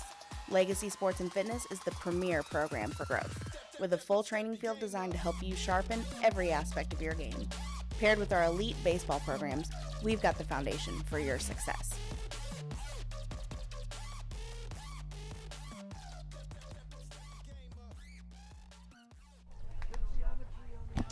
All right, folks, we're back. It's top of the 5th inning. Want to thank again Legacy Performance Academy for their partnership in working with Youth Baseball Midwest. Appreciate their sponsorship throughout the season. Greatly appreciated. Maximize your potential. Go to stllpa.com today. It's your boy, Mitch. We saw him in the last inning. Titus Fisher, our last player spotlight here for the Orchard Farm Eagles. This young man, he's put in a lot of work. I remember seeing him as at a 14U, watching him pitch. He's never been just the big overpowering guy, but does a great job. And this year, he's doing it with the bat as well. Yeah, he's struggling a little bit on the bump as far as his standards go. And we've talked about it as a plan to go through this. Microphone. Had a whole lot going on there. I gave you a whole lot of information that you probably couldn't hear, but anyways, he is a young man that is strike one to Howrah, of course, go back to that slider, but he's put in a ton of work this offseason. I think a lot of it is driven from high school too, because Coach Sugar had put in, weights, things. 0-2. He's showing it. The slider to these righties, I think you just got to focus on it, let the heater go, and until he adjusts as a pitcher.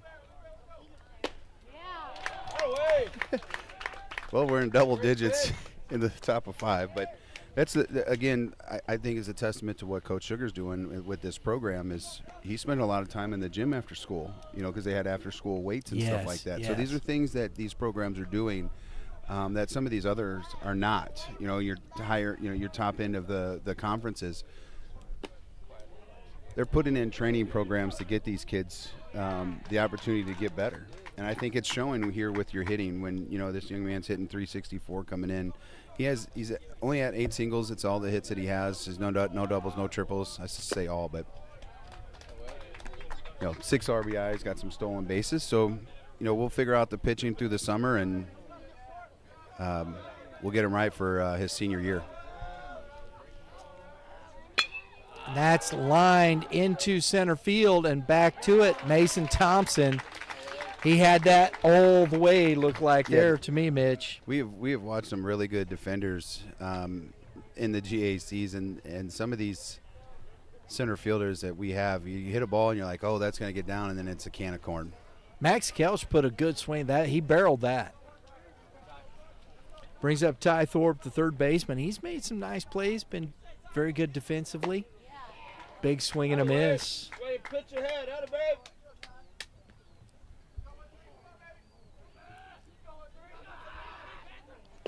It's such a good pitch. 0-2.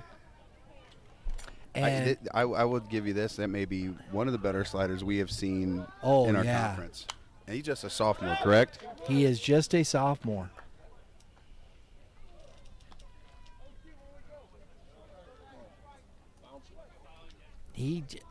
I love his pace. I love his demeanor on the mound. Oh, and he domes him with the off speed.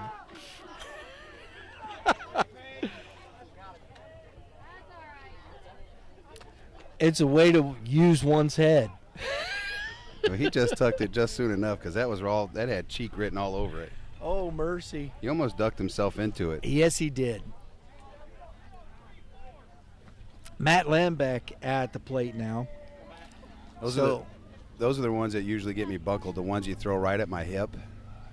I think it's a heater. And I'll turn around and look at the umpire so it can hit me in the cheek, and it's strike 3. Lambeck fouls that one back for strike 1. That is only the second base runner for Orchard Farm in this game. Maddox has singled, and now the hit by pitch. The rest have been a series of strikeouts. And the runner goes, and it's lined into center field and down. Oh, it's a bad throw. And that's Coach Sugar put it on. Runner goes. Lambeck did a nice job driving that ball back up where it came from. Yeah, this is interesting here because we're going back to the lefties again. we talked about making those adjustments, the teams who are making the adjustments, and maybe this is what that visit's about, that we're going to have to maybe spin some off speed up there because these lefties are sitting heater.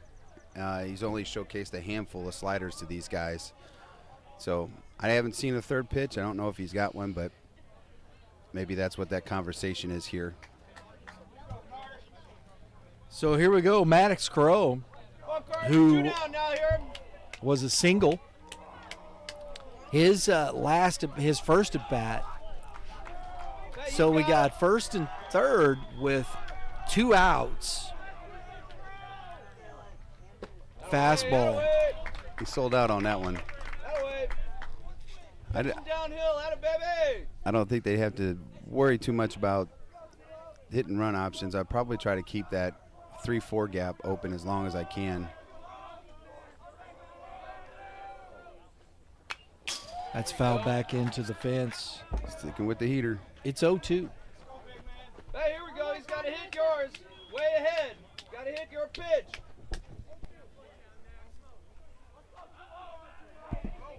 I'd be swinging at anything.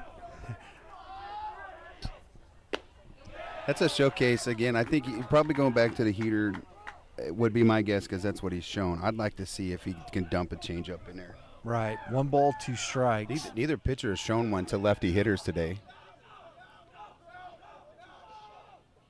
Woo. That way, good pitch. That's a good pitch right there. 2 balls, 2 strikes.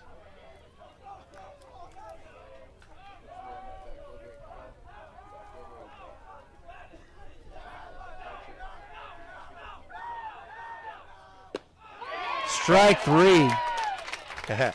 Gets him looking for his 11th K. They strand 2. We're heading to the bottom of the 5th inning. Still no score. Atta baby.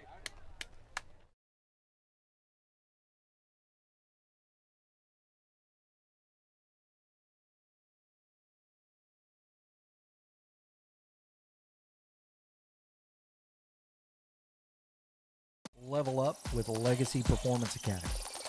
When it comes to development, Legacy Sports and Fitness is all about training the whole athlete, on the field and off.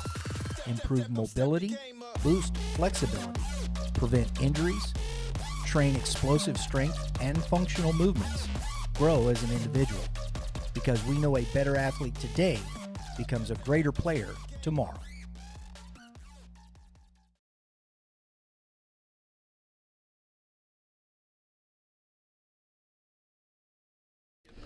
And here we go. We got Austin Haas, our player spotlight here for Warrenton. We got Jake Kirkpatrick, Bryce Phillips, and Keegan Limcool. And if any of those reach, Austin Haas will be there. Austin, the catcher for this team, he's been kind of the catalyst for this team. He's at the top of the order. Just a heck of an athlete. He does a lot of things well. You know, the one thing that I love about him is speed never slumps. But I've known him for I think his freshman year in high school was the first time I got a chance to work with him. Oh, nice play. Daniels comes up and gets him. That is a heck of a play by Bryce Daniels at shortstop. Quinn's over there. I got you respect, bud. I'm going to punch him for you. Tie goes to my shortstop. I'm kidding. I'm not saying that at all. He was out, but that's a nice play. That's a heck of a good play. I like how he played that with how that ball was hopping. He tried to get that on create a long hop for it. And the angle that he took was more towards the left center gap. Absolutely. Versus, trying to pick that more towards third base. He probably would have booted it. 2 spinners, one on the outside, one on the inside. He's quickly 0-2 here to Bryce Phillips. Strike 3. I'll tell you what, there's more fans here than there was at the start of this game for yes, obvious there probably is. reasons. I mean, yes. Getting out to these schools are a little difficult, but fans are packed, and it's starting to get a little exciting with what the pitchers are doing here late in the game. That's ball 1. And 2, it's a high school strike zone, but these guys they're around the zone. They're around the plate. Yeah. And even Oh, heck of an effort by Lambeck, just off the end of the glove. Sorry, that was a that's good play. That was a great effort. I like to see my big guys do it. I was hoping he was going to airmail it. Just leave his feet full Superman. It would have hurt coming down. I can tell you that right now. But to go back to the umpiring that we've had in our last few games on our broadcast have been really, really good. Yes, they have. I was super impressed with the umpiring that we had in Game 7 this past weekend for our AA side, and they were young kids.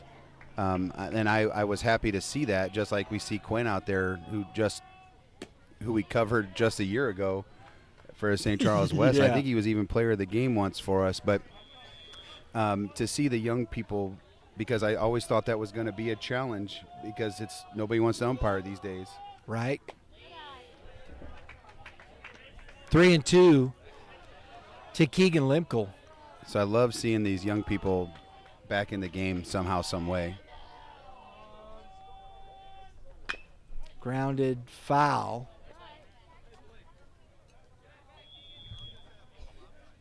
Say that again. Oh, that's right. We had a great player spotlight with Carson. So if you get a chance, go check that out. He's an interesting young man to talk to. A lot of fun, great personality, and he's articulate. And Rosenberg is feeling it as he hops off the mound with a holler. We're going to the top of the 6th inning. Still no score.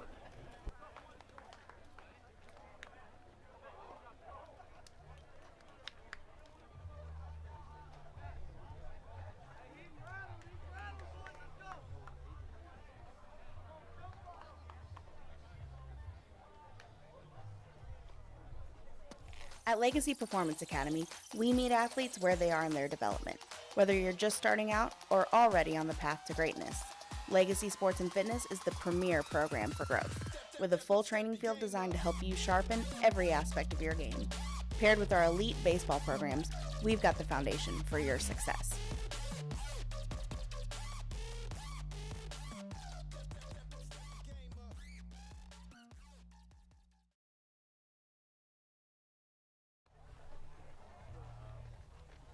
Here we are on the top of the 6th inning. This weekend, Mitch, Game 7 baseball. We're traveling with Game 7 baseball, heading down to Ballparks of America. Gonna have a fun weekend. We'll be set up down there for our Saturday at the ballpark. Looking forward to that. Sunday we'll be over at the Branson Recplex for the 14U Championship Sunday. Let's go. I like it. We're going to see that Southwest Missouri Rebels team you played. They're going to be in that tournament down there. I like the coaching staff. They have a big fella down there, first baseman, lefty pitcher, who I think needs to be on your radar for your future. Is that right? Yeah, he's got the swag. He's got what it's going to take to, I think, pitch at the high school level. So mark him down. I don't remember his name. I'll get it for you, but. And Martin back out for the 6th, facing Titus Fisher. Speaking of Branson, they're now tied with Nix at 4-4. So there you go. 1 ball, 1 strike. And it's probably a good time to go to. Silver Dollar City will probably be popping. You got the Strip will be popping.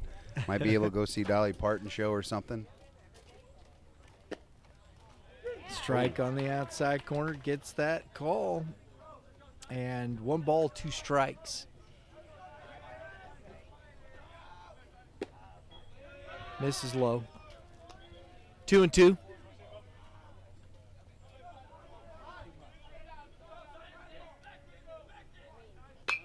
There you go.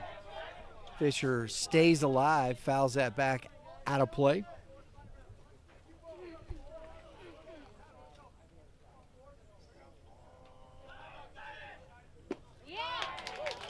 That's a good one. Curveball. Fisher down on strikes. That's 12 Ks now for Martin. Yeah, that's I wonder what the school record is for a game in strikeouts. Who do we have to text? I don't know. I'd like to know that, though, because he's at 12. I mean, 12 Ks, that's a lot of strikeouts. You know, you get to 13, 14, 15, you're talking some serious implications here. 2-0 to Rosenberg. Or, excuse me, Bryce Daniel at the plate. Got ahead of myself. A little fist. Second baseman. It'll always. Lemkool, that's out number 2. I think that one. That's one of those. Hey, baby Carter, get him quick. That always gets to me as far as being a competitive hitter is that 2-0 count. And you know, what are you sitting on? Stick to your game plan. Make sure you try to hit it out of his hand, and you can't be late 2-0. Even if he's got velo, you know, you want to try to be early on him. Rosenberg at the plate. Rosenberg gets struck out twice. Once looking, once swinging.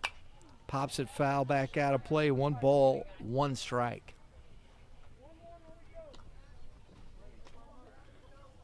Well, that's the joy of high school baseball, is being able to teach stuff like that. And you know, Coach Sugar can go back in the dugout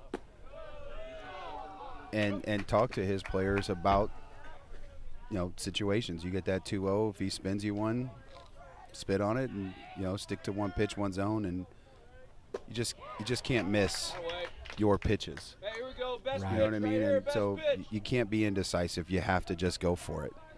Learn to swing over it. Learn to swing and miss. It's a trick of the trade, if you will. 2-2. Oh! Such a good pitch. Dude, it's such a good pitch. Brian, I'm super pumped about watching this guy slider because I think it's one of the best 13 we've Ks, seen. Mitch. It's one of the best I've seen this year. We're going to the bottom of the 6th inning. Still no score.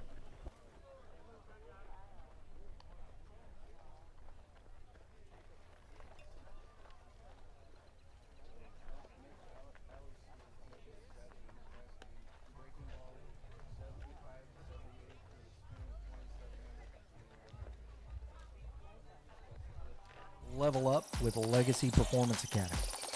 When it comes to development, Legacy Sports and Fitness is all about training the whole athlete, on the field and off. Improve mobility, boost flexibility, prevent injuries, train explosive strength and functional movements, grow as an individual.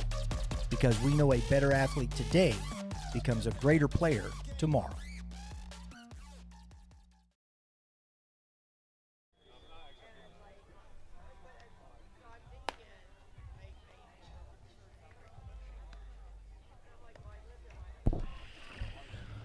All right, we're back.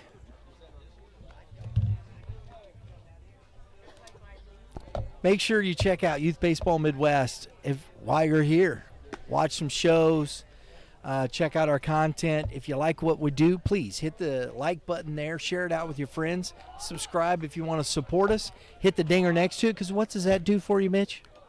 Scores a run at least. Oh, yeah, that's definitely. Oh, it gets you notifications that we're doing something special over here. There you go. That's the way you roll, bro. That's the way we roll. So Warrenton, back to the top of the order. Austin Haas, this is a big moment in this game right here. Third time through. And he hit the batter. Not the guy you want to hit. Go. This is the inning right here, Warrenton. Here we go. I know that last time they were able to get Haas catching him stealing, but that was a perfect scenario for him. Yes. So I wonder if they're going to try to pick and choose when he may take off. I think you might want to try and go a little bit earlier. I mean, he threw a lot over there, and so maybe try and get him going a little bit sooner. Oh, the bunt. Bunt instead. I think this might be the one I go, because you might think that he's probably going to spin something up there. Or they're just trying to. I don't think so. I think Coach is Watch just the quick content pitch on here. trying to Let's go, get the. quick pitch. Yeah, I think Stop him. I could still keep the bunt on, but if I'm them, I'm thinking and anticipating curveball. Yep, that's why you play the game. 0-2 to Martin.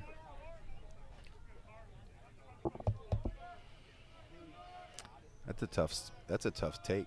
So, yeah, it is. Woo! Low. 1 ball, 2 strikes.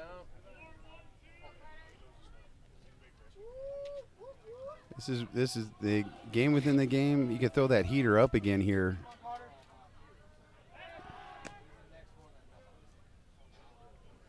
See if you know.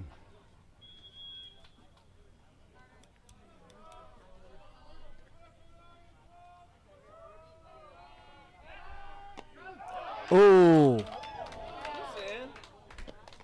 that was close, man. That was close. I love the excitement about that. I love it. One side of the stands is like, I know, right? Taking away the other Get side the of the stands. oohs and ahs. Because he's trying to pick off the runner because he knows the runner wants to steal second. Back!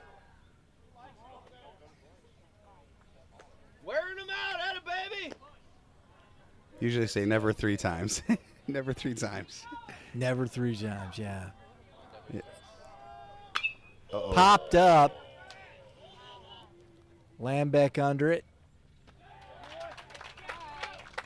So out number 1. That's a big out right there. That made me dizzy.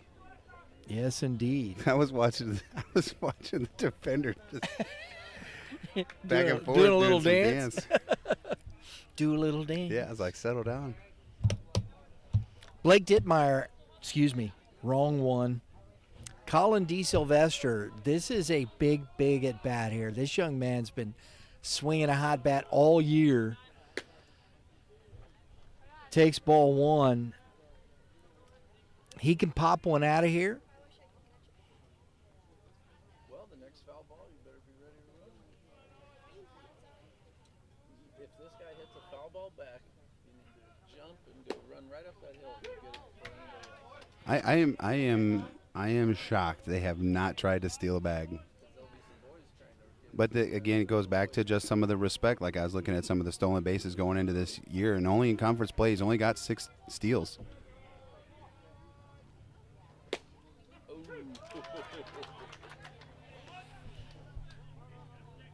One ball, 2 strikes.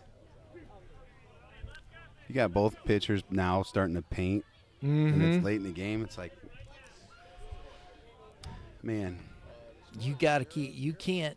Oh, nice. That ball is driven and down to the fence. Haas on his horse and is going to score as D. Sylvester slides into third with a 1-out RBI triple. As we said, this is the man. His bat's been red hot. that's going to the well one too many times.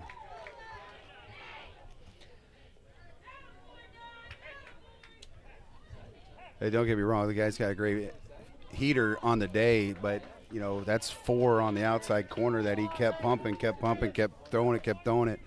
I think, you know, this is learning opportunities. So you go back and you just say, hey, next time I might flip that slider. Yeah. And you know, change of pace, something different, maybe up and in versus that. Ground ball. Oh, and Spaeth. That's an error. And another one, and it's going to allow the runner. Nice base running by Rick Stanley. And it's kind of Yeah, this is a big timeout. so another run scores. These are those vibes that you have. Stanley's on the air by the second baseman. These are those timeouts that you see in the NBA, like in the playoffs. Yes. You know, you have that timeout because they're going on a run, and you have to settle the group down because now that energy changes. You might be playing with a little bit of fear versus. I am a bit surprised they haven't made a visit here. I am. I really am.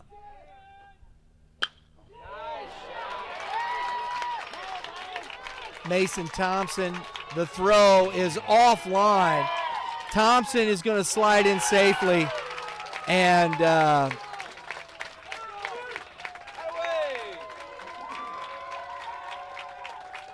It's a 3-0 ball game. The Warriors taking hold here. Yep, just like that. That is the game that we love so much for you in a nutshell, because he has made some good pitches. Just for some odd reason, that energy, that whatever is going on right now inside that Warrenton dugout is just a little bit different, and now they're probably playing a little less stress. Third time through, and it looks like they've had a pretty good understanding of what they want to do. Everything's been right back up the middle, Mitch. Everything. It's been there, you just executing, and they're not getting to certain pitch counts that they were getting into earlier to see that sweeper that he's been so good at getting outs with and missing barrels. They've gotten to that fastball early, and and it's paid off. And it's 3 runs here in the 6th. It's been such a really good ballgame. This is what you're talking about championships. You're talking about the G.A.C. North championships on the line. This is what it's about. This is exactly what it's about, because it's the response that Orchard Farm has to have in this moment right now. And sometimes you talk about winning culture, and this is something they still have to learn. That's outside. Keegan Melligard at the plate. Takes ball 1. Mason Thompson.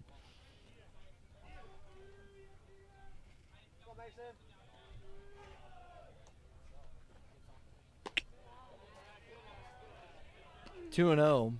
So you had the hit by pitch, the pop out for the out number 1 by Martin, the triple, the error, and a single. And it's 3 runs. Who wins the free base war, right? I'll tell you, man. I'll tell you. I think it happens at every level, every skill set, varsity, JV, freshman, youth, or middle school, grade school, professional baseball. You have to win the free base battle. That's low.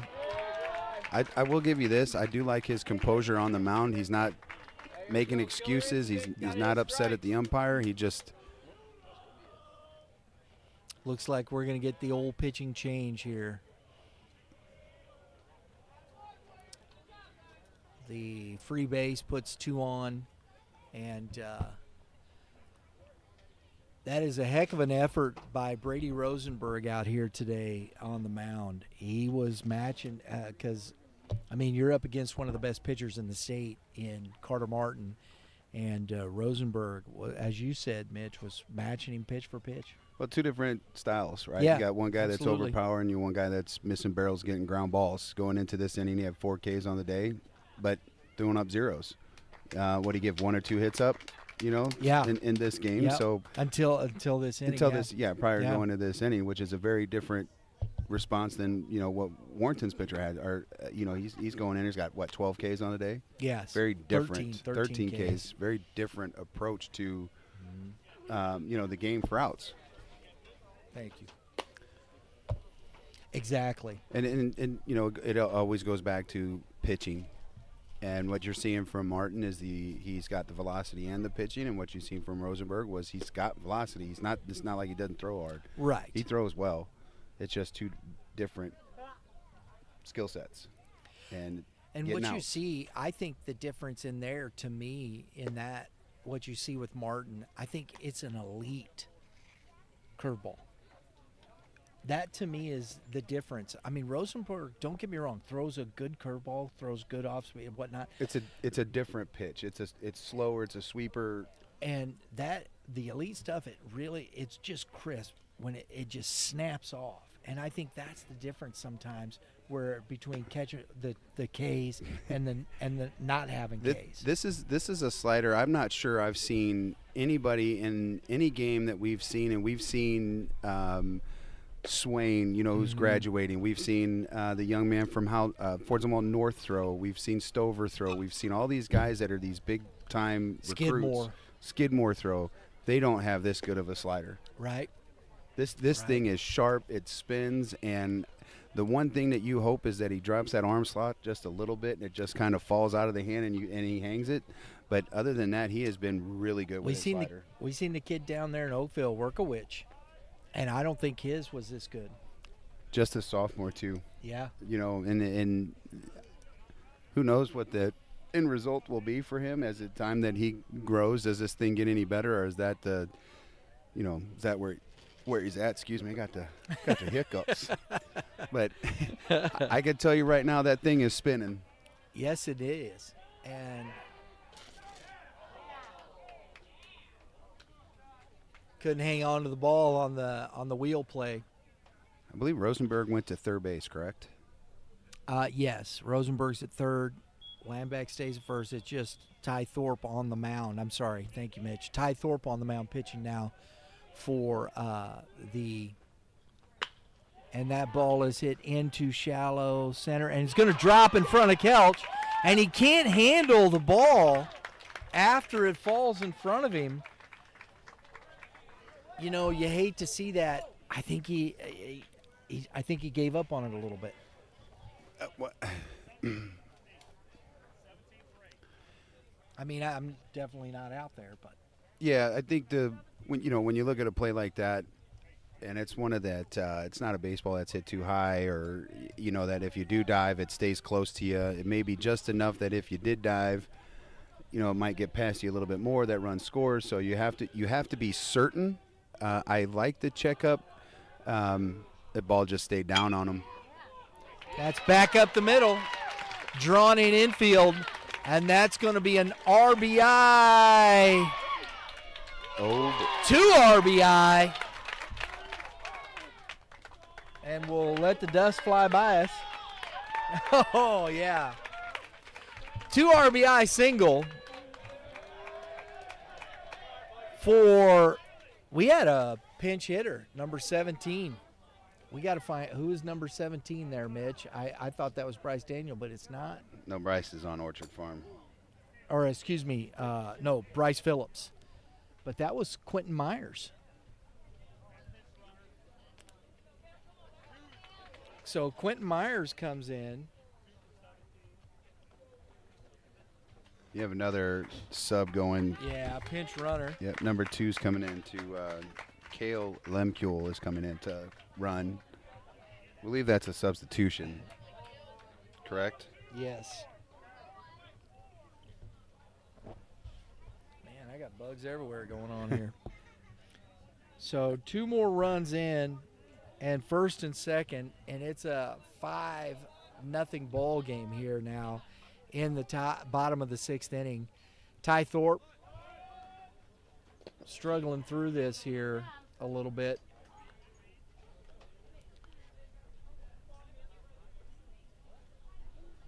Ty Thorpe's thrown 21 1/3. He's got a 1.31 ERA. And coming in here in relief. And he is a relief pitcher. This is his 9th appearance. He's got a 2-1. Oh! And this inning is just getting away from Orchard Farm, Mitch. Hit by pitch. And look at this, the bookend of the inning. Austin Haas, hit by pitch. Keegan Lemkuhl, 9-hitter, hit by pitch. So it looks like we got some kind of. They were checking about the swing. Yeah, see if he had. I got you. Yep. Left that That makes barrel sense. out there. Yeah. So back to Austin Haas, still just 1 out. Base is full of Warriors, or I say the warpath is full of Warriors. Did you like that? That was a good one. I should say Warriors on the warpath. How's that? Strike 1 to Haas. So the crew in the trailer said that was better. Warriors on the warpath. That means base is full of Warriors. And that's lifted into center field, and it is going to fall. And he came home. Somebody has got to talk to. Oh, and he punched him out. He was out on the force. So he threw all the way home and got him out on the force. That may have been the actual first time I've ever seen an 8-2 force out. That was 8-2. You're right, on the force out. I've watched a lot of baseball. I don't think I've ever seen an 8-2. And I understand why it happened, because obviously he had a tag with the ball hanging up that long. You have a guy like Austin who could swing it. He's playing a little deeper. He duck farts it in front. And well, that was interesting. So the bases are still full. he had all sorts of options, too. He could have thrown a second to get the out, and then he threw it through there. And Blake had the whereabouts to actually. Carter Martin rips one down the line, fair.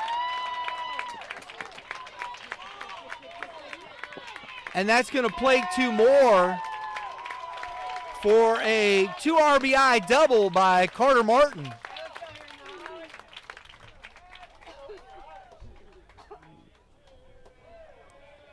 What'd you think? I thought it was fair. I thought it was foul. Did you think it was foul?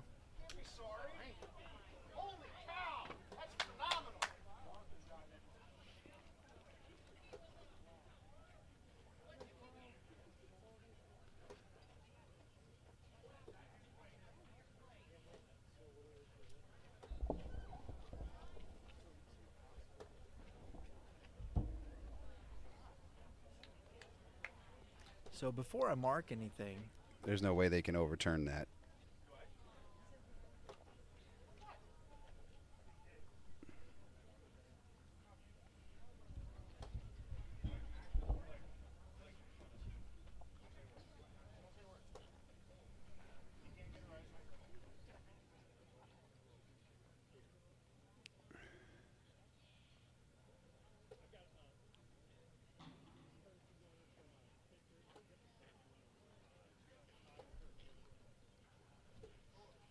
all right, sorry about that little silence there. We had Marceau calling the game for you. Yeah, well, we were just trying to figure it out, right? We were trying to figure it out. And so we got a couple more runs here. And Haas is at third, Martin at second. 2 more runs scored. It's 7-0. And a strike to D. Sylvester.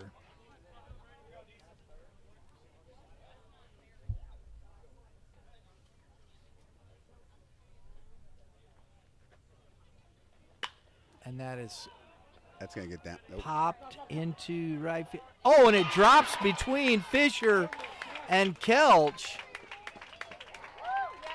And 2 more runs scored. A miscommunication by the outfield. And it's a 9-0 ball game. They have run rules in conference play? 10 after 5. That's a Misha rule. So they are one run from this being over right here. But we're going to top the 7th. It'll be, Orchard Farm still have a shot. So they definitely don't want the run at first base to score. It's a shame that this got away from them here in this 6th inning, Mitch. I understand that as a fan watching this game as an outsider, I don't have no ties to either one of this as far as right family ties kind of thing, like most everybody here does. But I'm shocked it's 9-0. It doesn't feel like a 9-0 ball game, even with some of the. It's not a 9-0 ball game. There's only been 2 hard hit balls this inning, and so there's been just a couple of mistakes that Band-Aid been ripped off and. Exactly. It's squirting everywhere. It's bleeding. Stanley fouls went off out of play. And that's what I mean. People look at this and go, oh, wow. If it stays this way, like, oh, man, they destroyed him. Oh, and that's a cue shot. That's a good piece of hitting by Stanley. And that's about the 4th one just like that has continued this inning, and that's unfortunate. And like you said, you see those in the box score, and everybody goes, "Oh, that wasn't a close game." But this score does not indicate the flavor of this game. 1 inning, and it gets away. Well, that's why you go back. I think when you coach Sugar and after this game, because they have to play again after this. How do you come back this next game and not have another letdown? You're going to have to go back and look at this and say, Yep, that's why you have to make routine. Learning, we talk about the second baseman. I think he just rushed. He's going to come home. Yep. And first things first, catch the baseball. Yeah, it's always going to be easier, right? I'm not dealing with dirt Easier and rocks. said than done. Of course. And that's the thing. And that's what you have to remember. Here's a young kid out there. He's still thinking about that play, because you can see him. He's kind of walking around out there. He's kind of down on himself. That's the thing. We don't want to. But you remember, they're high school kids. They're still learning the game. How you continue to grow from this is where you're at this point. He's probably just barely driving, So, I mean,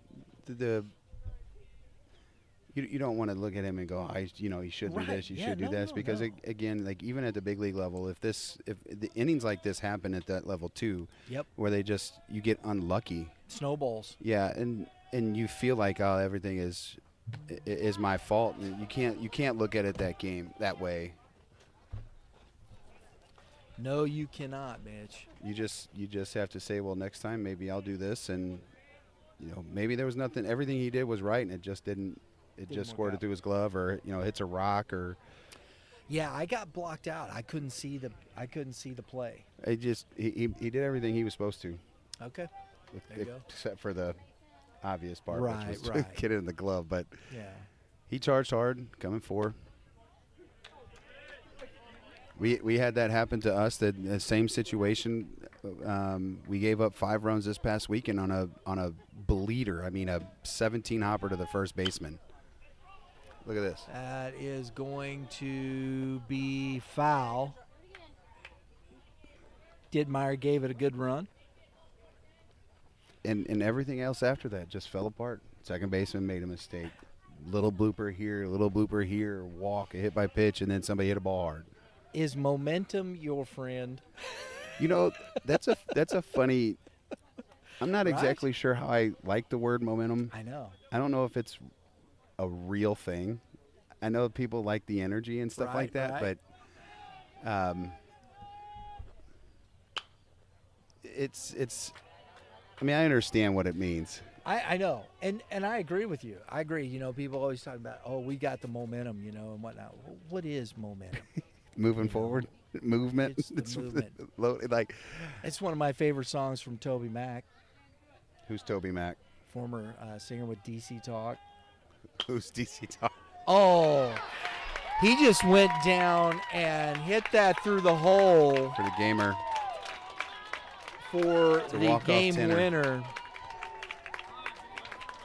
I'll give you this, Brian. What I really liked about what Rosenberg just did there, he just went over to, or no, that might have been the pitcher pitching. Went over to Rosenberg, patted him on his back.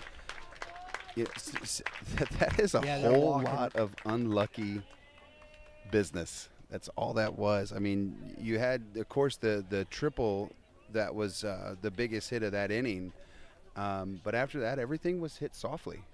It was maybe the one barrel by number 17 for Warrenton, which I'm sorry, young man, I forgot your name, but everything else after that is a little duck fart, a missed call by the umpire. You had some things that just changed. Hold on one second. Lauren, do you want to go get Mr. Carter Martin for us over here and see if we can get Brady Rosenberg as well so we can talk to these pitchers? Would you do that for me? We're going to talk a little. Stay here. No, Mitch, I want you to finish that. I just need to do that. But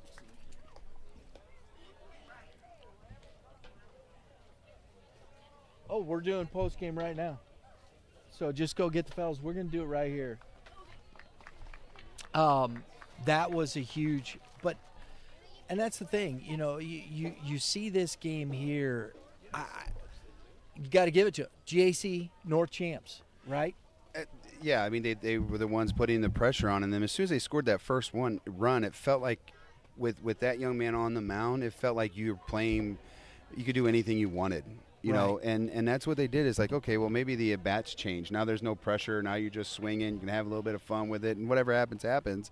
Bloop here, walk, hit by pitch, and again, it's the free bases that led to it. It led that damage was led. The first run scored by a hit by pitch.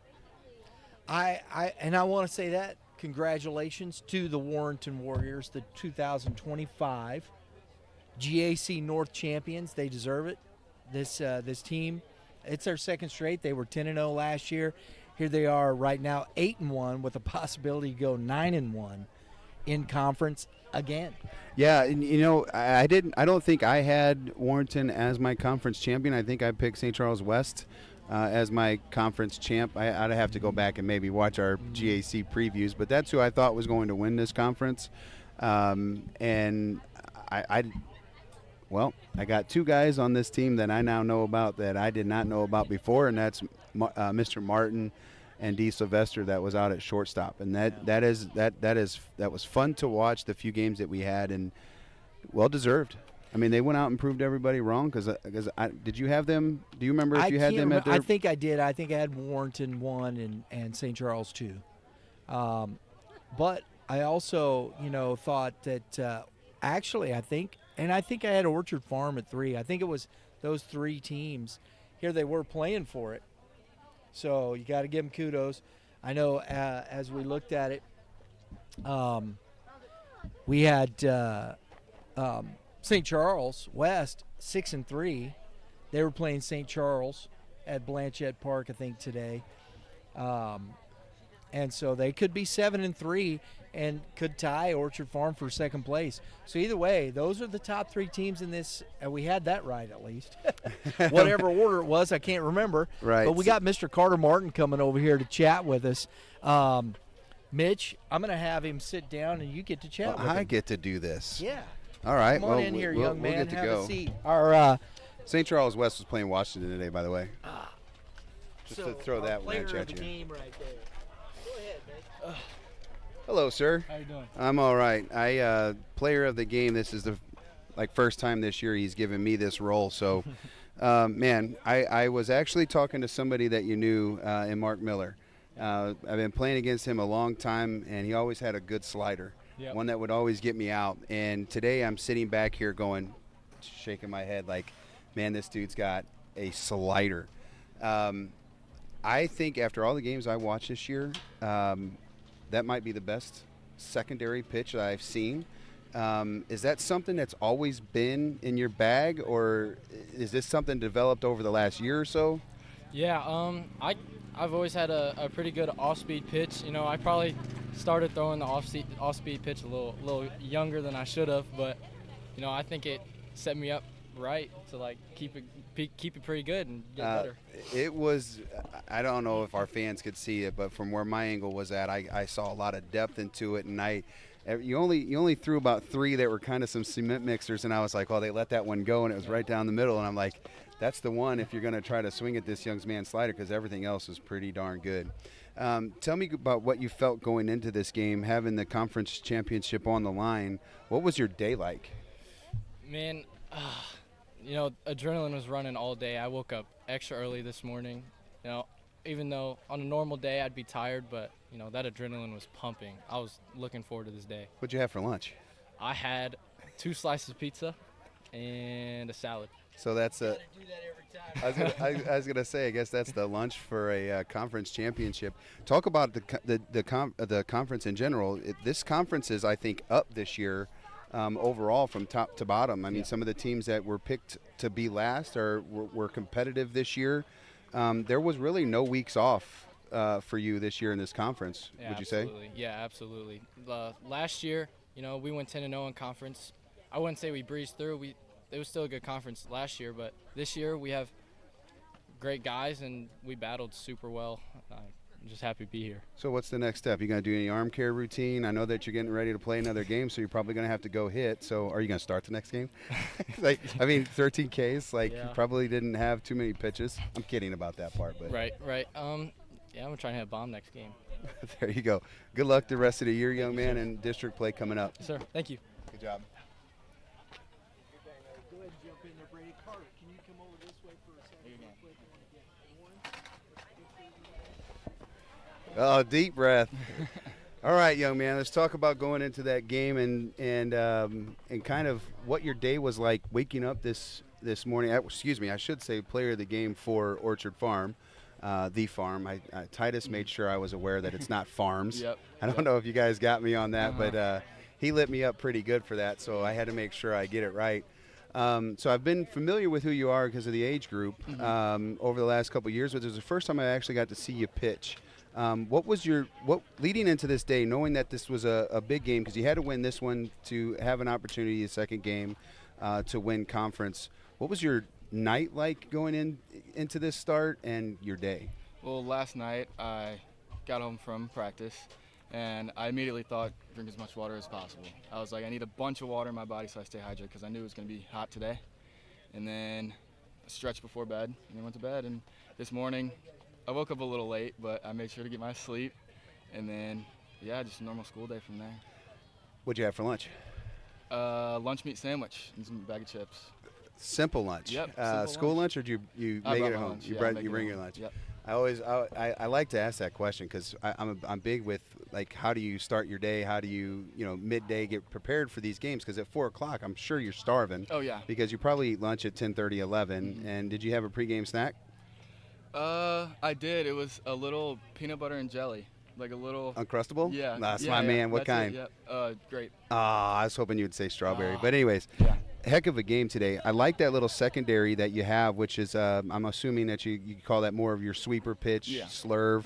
Yeah. Is that a pitch that's been in your bag for a while now? All of high school, I've just kept rolling with it, and it's kept getting better and better as I've grown. We were talking back here. Both pitchers had a 1-2 pitch that was just dirty, and I didn't see much of a third pitch. Do you have that you're working on, or do you have that and you just didn't use it? Well, you didn't need to. I have a changeup that I really like, but it's either it's working real well or it's not working at all those games. And today was one of those games where it just wasn't working, so I just kept throwing the curveball. Yeah, I mean, it's obviously a good pitch. And the lefties, I think the approach for both left-handed, at least by both pitchers, for my advantage was fastball, fastball, fastball, the occasional off-speed, fastball, fastball, fastball. That's where I was wondering where that changeup had come in. Was that just kind of the attack plan because you got trust in your heater seems to run a little bit, arm side. Yeah. So I've been struggling on the mound recently with velo, and today I just really figured it out because I started using my legs more, and I was just like, well, this is working way better than what was happening before, and I was just like, just kept rolling with it. Was that something that you felt, went back and watched video, or is it just No, I just felt it in the bullpen today. I was just like, oh, well, this is like push off here, do this, and it just kept working. I was like, yep. Young man, good job today. I know that game got away from you late, but I think you pitched a whale of a game, and good luck in district, sir. Thank you, sir. Thank you. Keep talking. I'm told to keep talking, which I'm pretty sure that I can do. I will go around and get some scores around the area. Those are the player of the games for Warrenton and for Orchard Farm, and Carter Martin for Warrenton, and Brady Rosenberg for your Orchard Farm Eagles. Holt is up 5-1 on the Winfield Warriors. You had St. Charles West that was up 5-4 against Washington earlier today. You have Hal kind of took the lead from Parkway South. That game is over. Nixa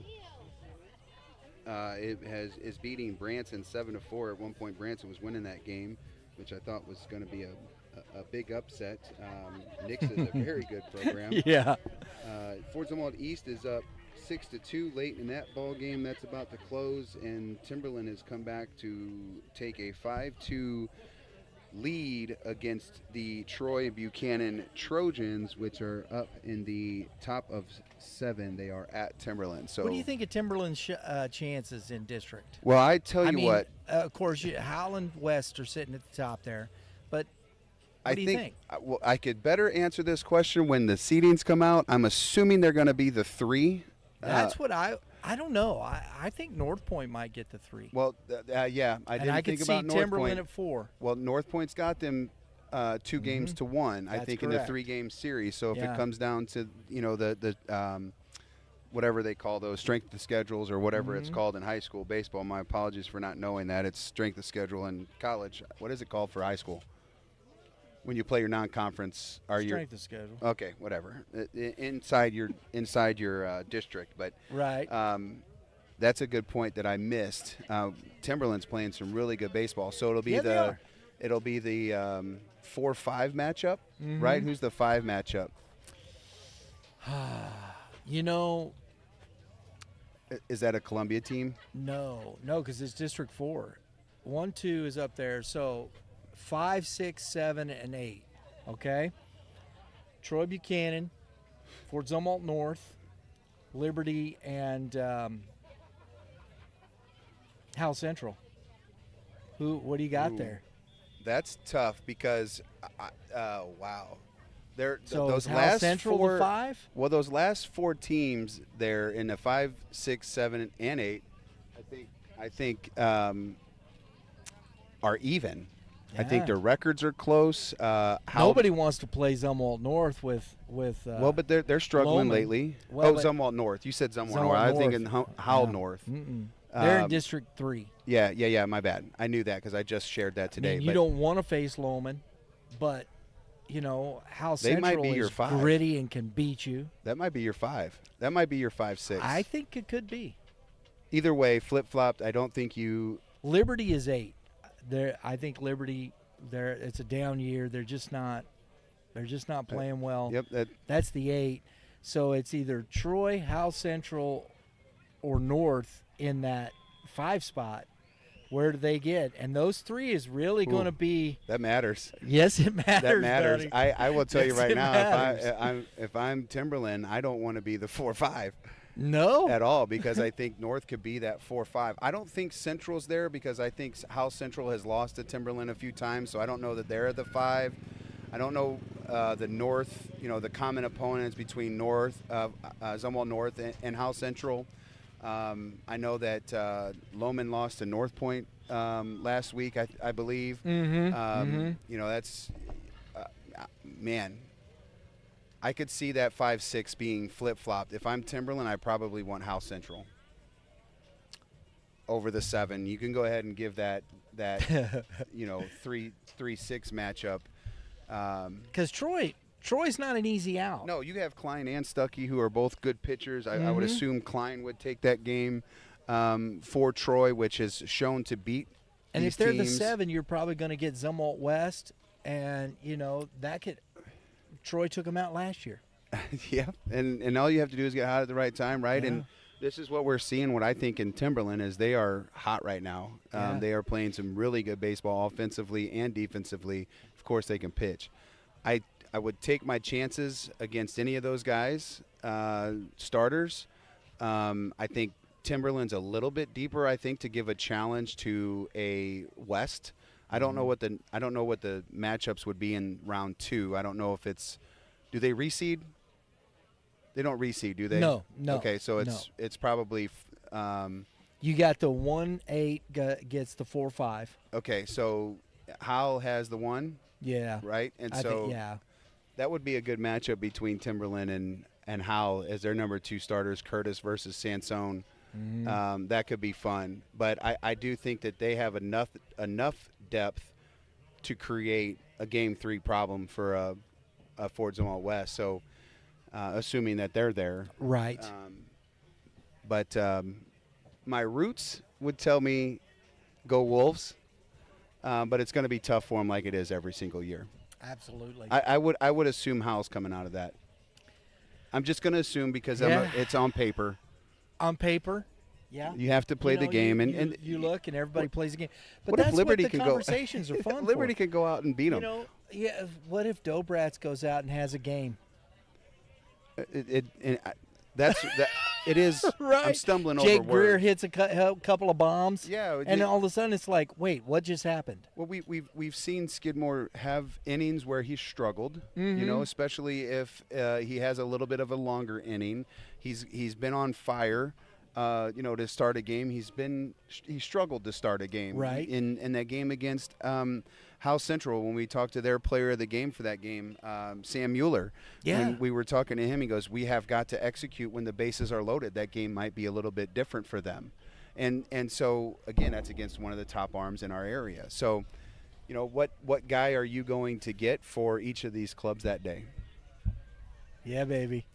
I will be at a district game. I can promise you that. Absolutely. I will. I will sit by myself though. I like to sit beyond the stands. You know, honestly, if we're talking about Warrenton, G.A.C. North champs, District 4, Class 5, St. Dominic, I think is the clear.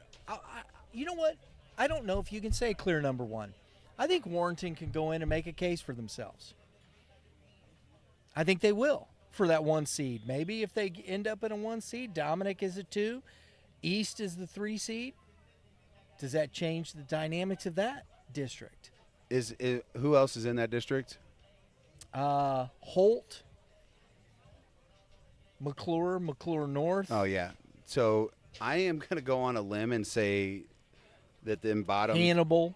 Well, Hannibal's tricky. Hannibal, I think, is good enough to catch you if you try to throw off. If you're sleeping. I believe that each one of the top 3 teams can throw off their first game.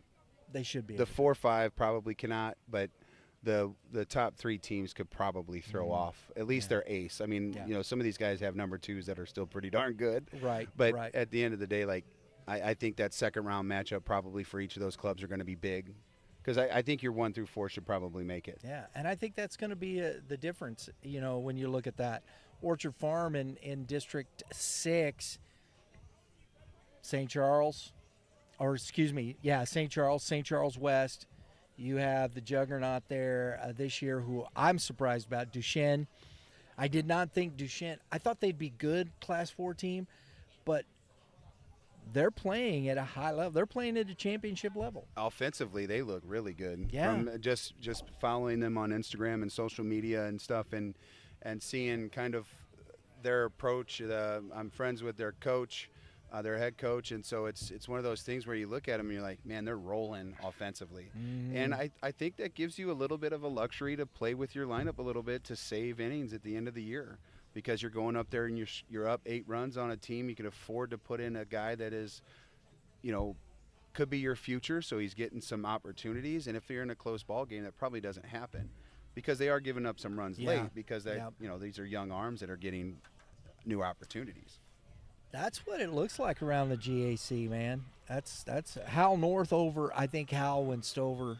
I think that's a tough loss. I don't know that they're gonna. I haven't heard if they're getting him back at all. I know he's playing. But whether it's pitch or not. Yeah, I know Landon Sturr went today for them. It's I ain't gonna say it's a meaningless game, but it was a game that you're not going to get your 2 big arms going in today's game. But you know, that's against East. They've been reeling lately, and I think maybe that could be because of the loss. Yeah. Because it seems like the last 4 or 5 games have been a little bit of a struggle. Exactly.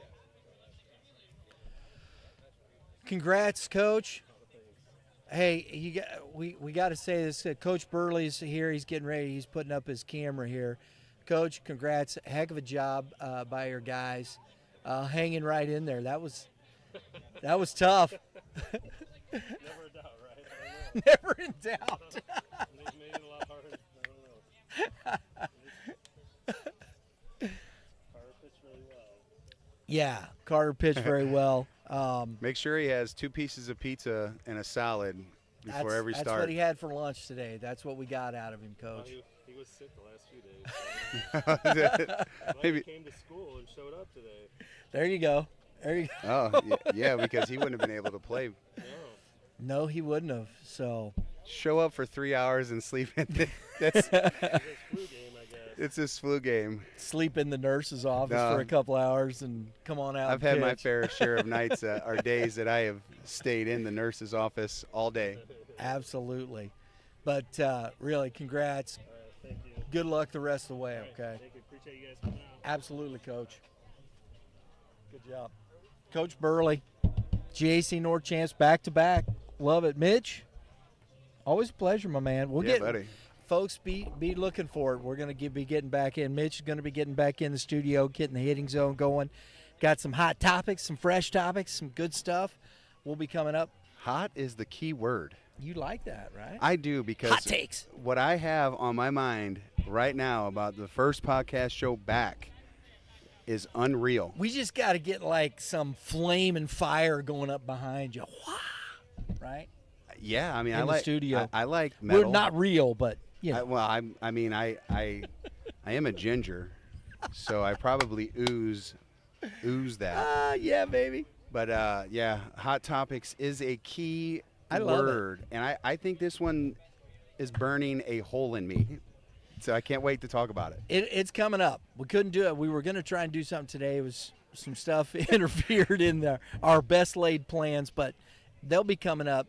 Hey, make sure Brett Graves this week, check out his podcast. It was really good. Keep climbing. Go watch that. Brett Graves is great on Quinn. his podcast. Comes Quinn. Oh, Carson. we gotta say hi to Carson Quinn. I love it that he's umpiring here. What's up, my man? Sure, man. It comes with full tuition. You know, it goes 360. Love to stay around the game. So I thought, what better way to stay around the game than come back out here, man? Absolutely. I am. Yes, sir. Where you at? St. Charles Community College. I gotcha. We got to get him on. We got to get him on the show with you. Hey, we got to hitting run some a podcast, podcasts. man. I'll We got do to it. have something fun and do something around. Do something fun? Yeah, I love think it. this is fantastic that you are out here giving back. You email me. We're gonna get you. What'd you say? I'm on. Oh, closer.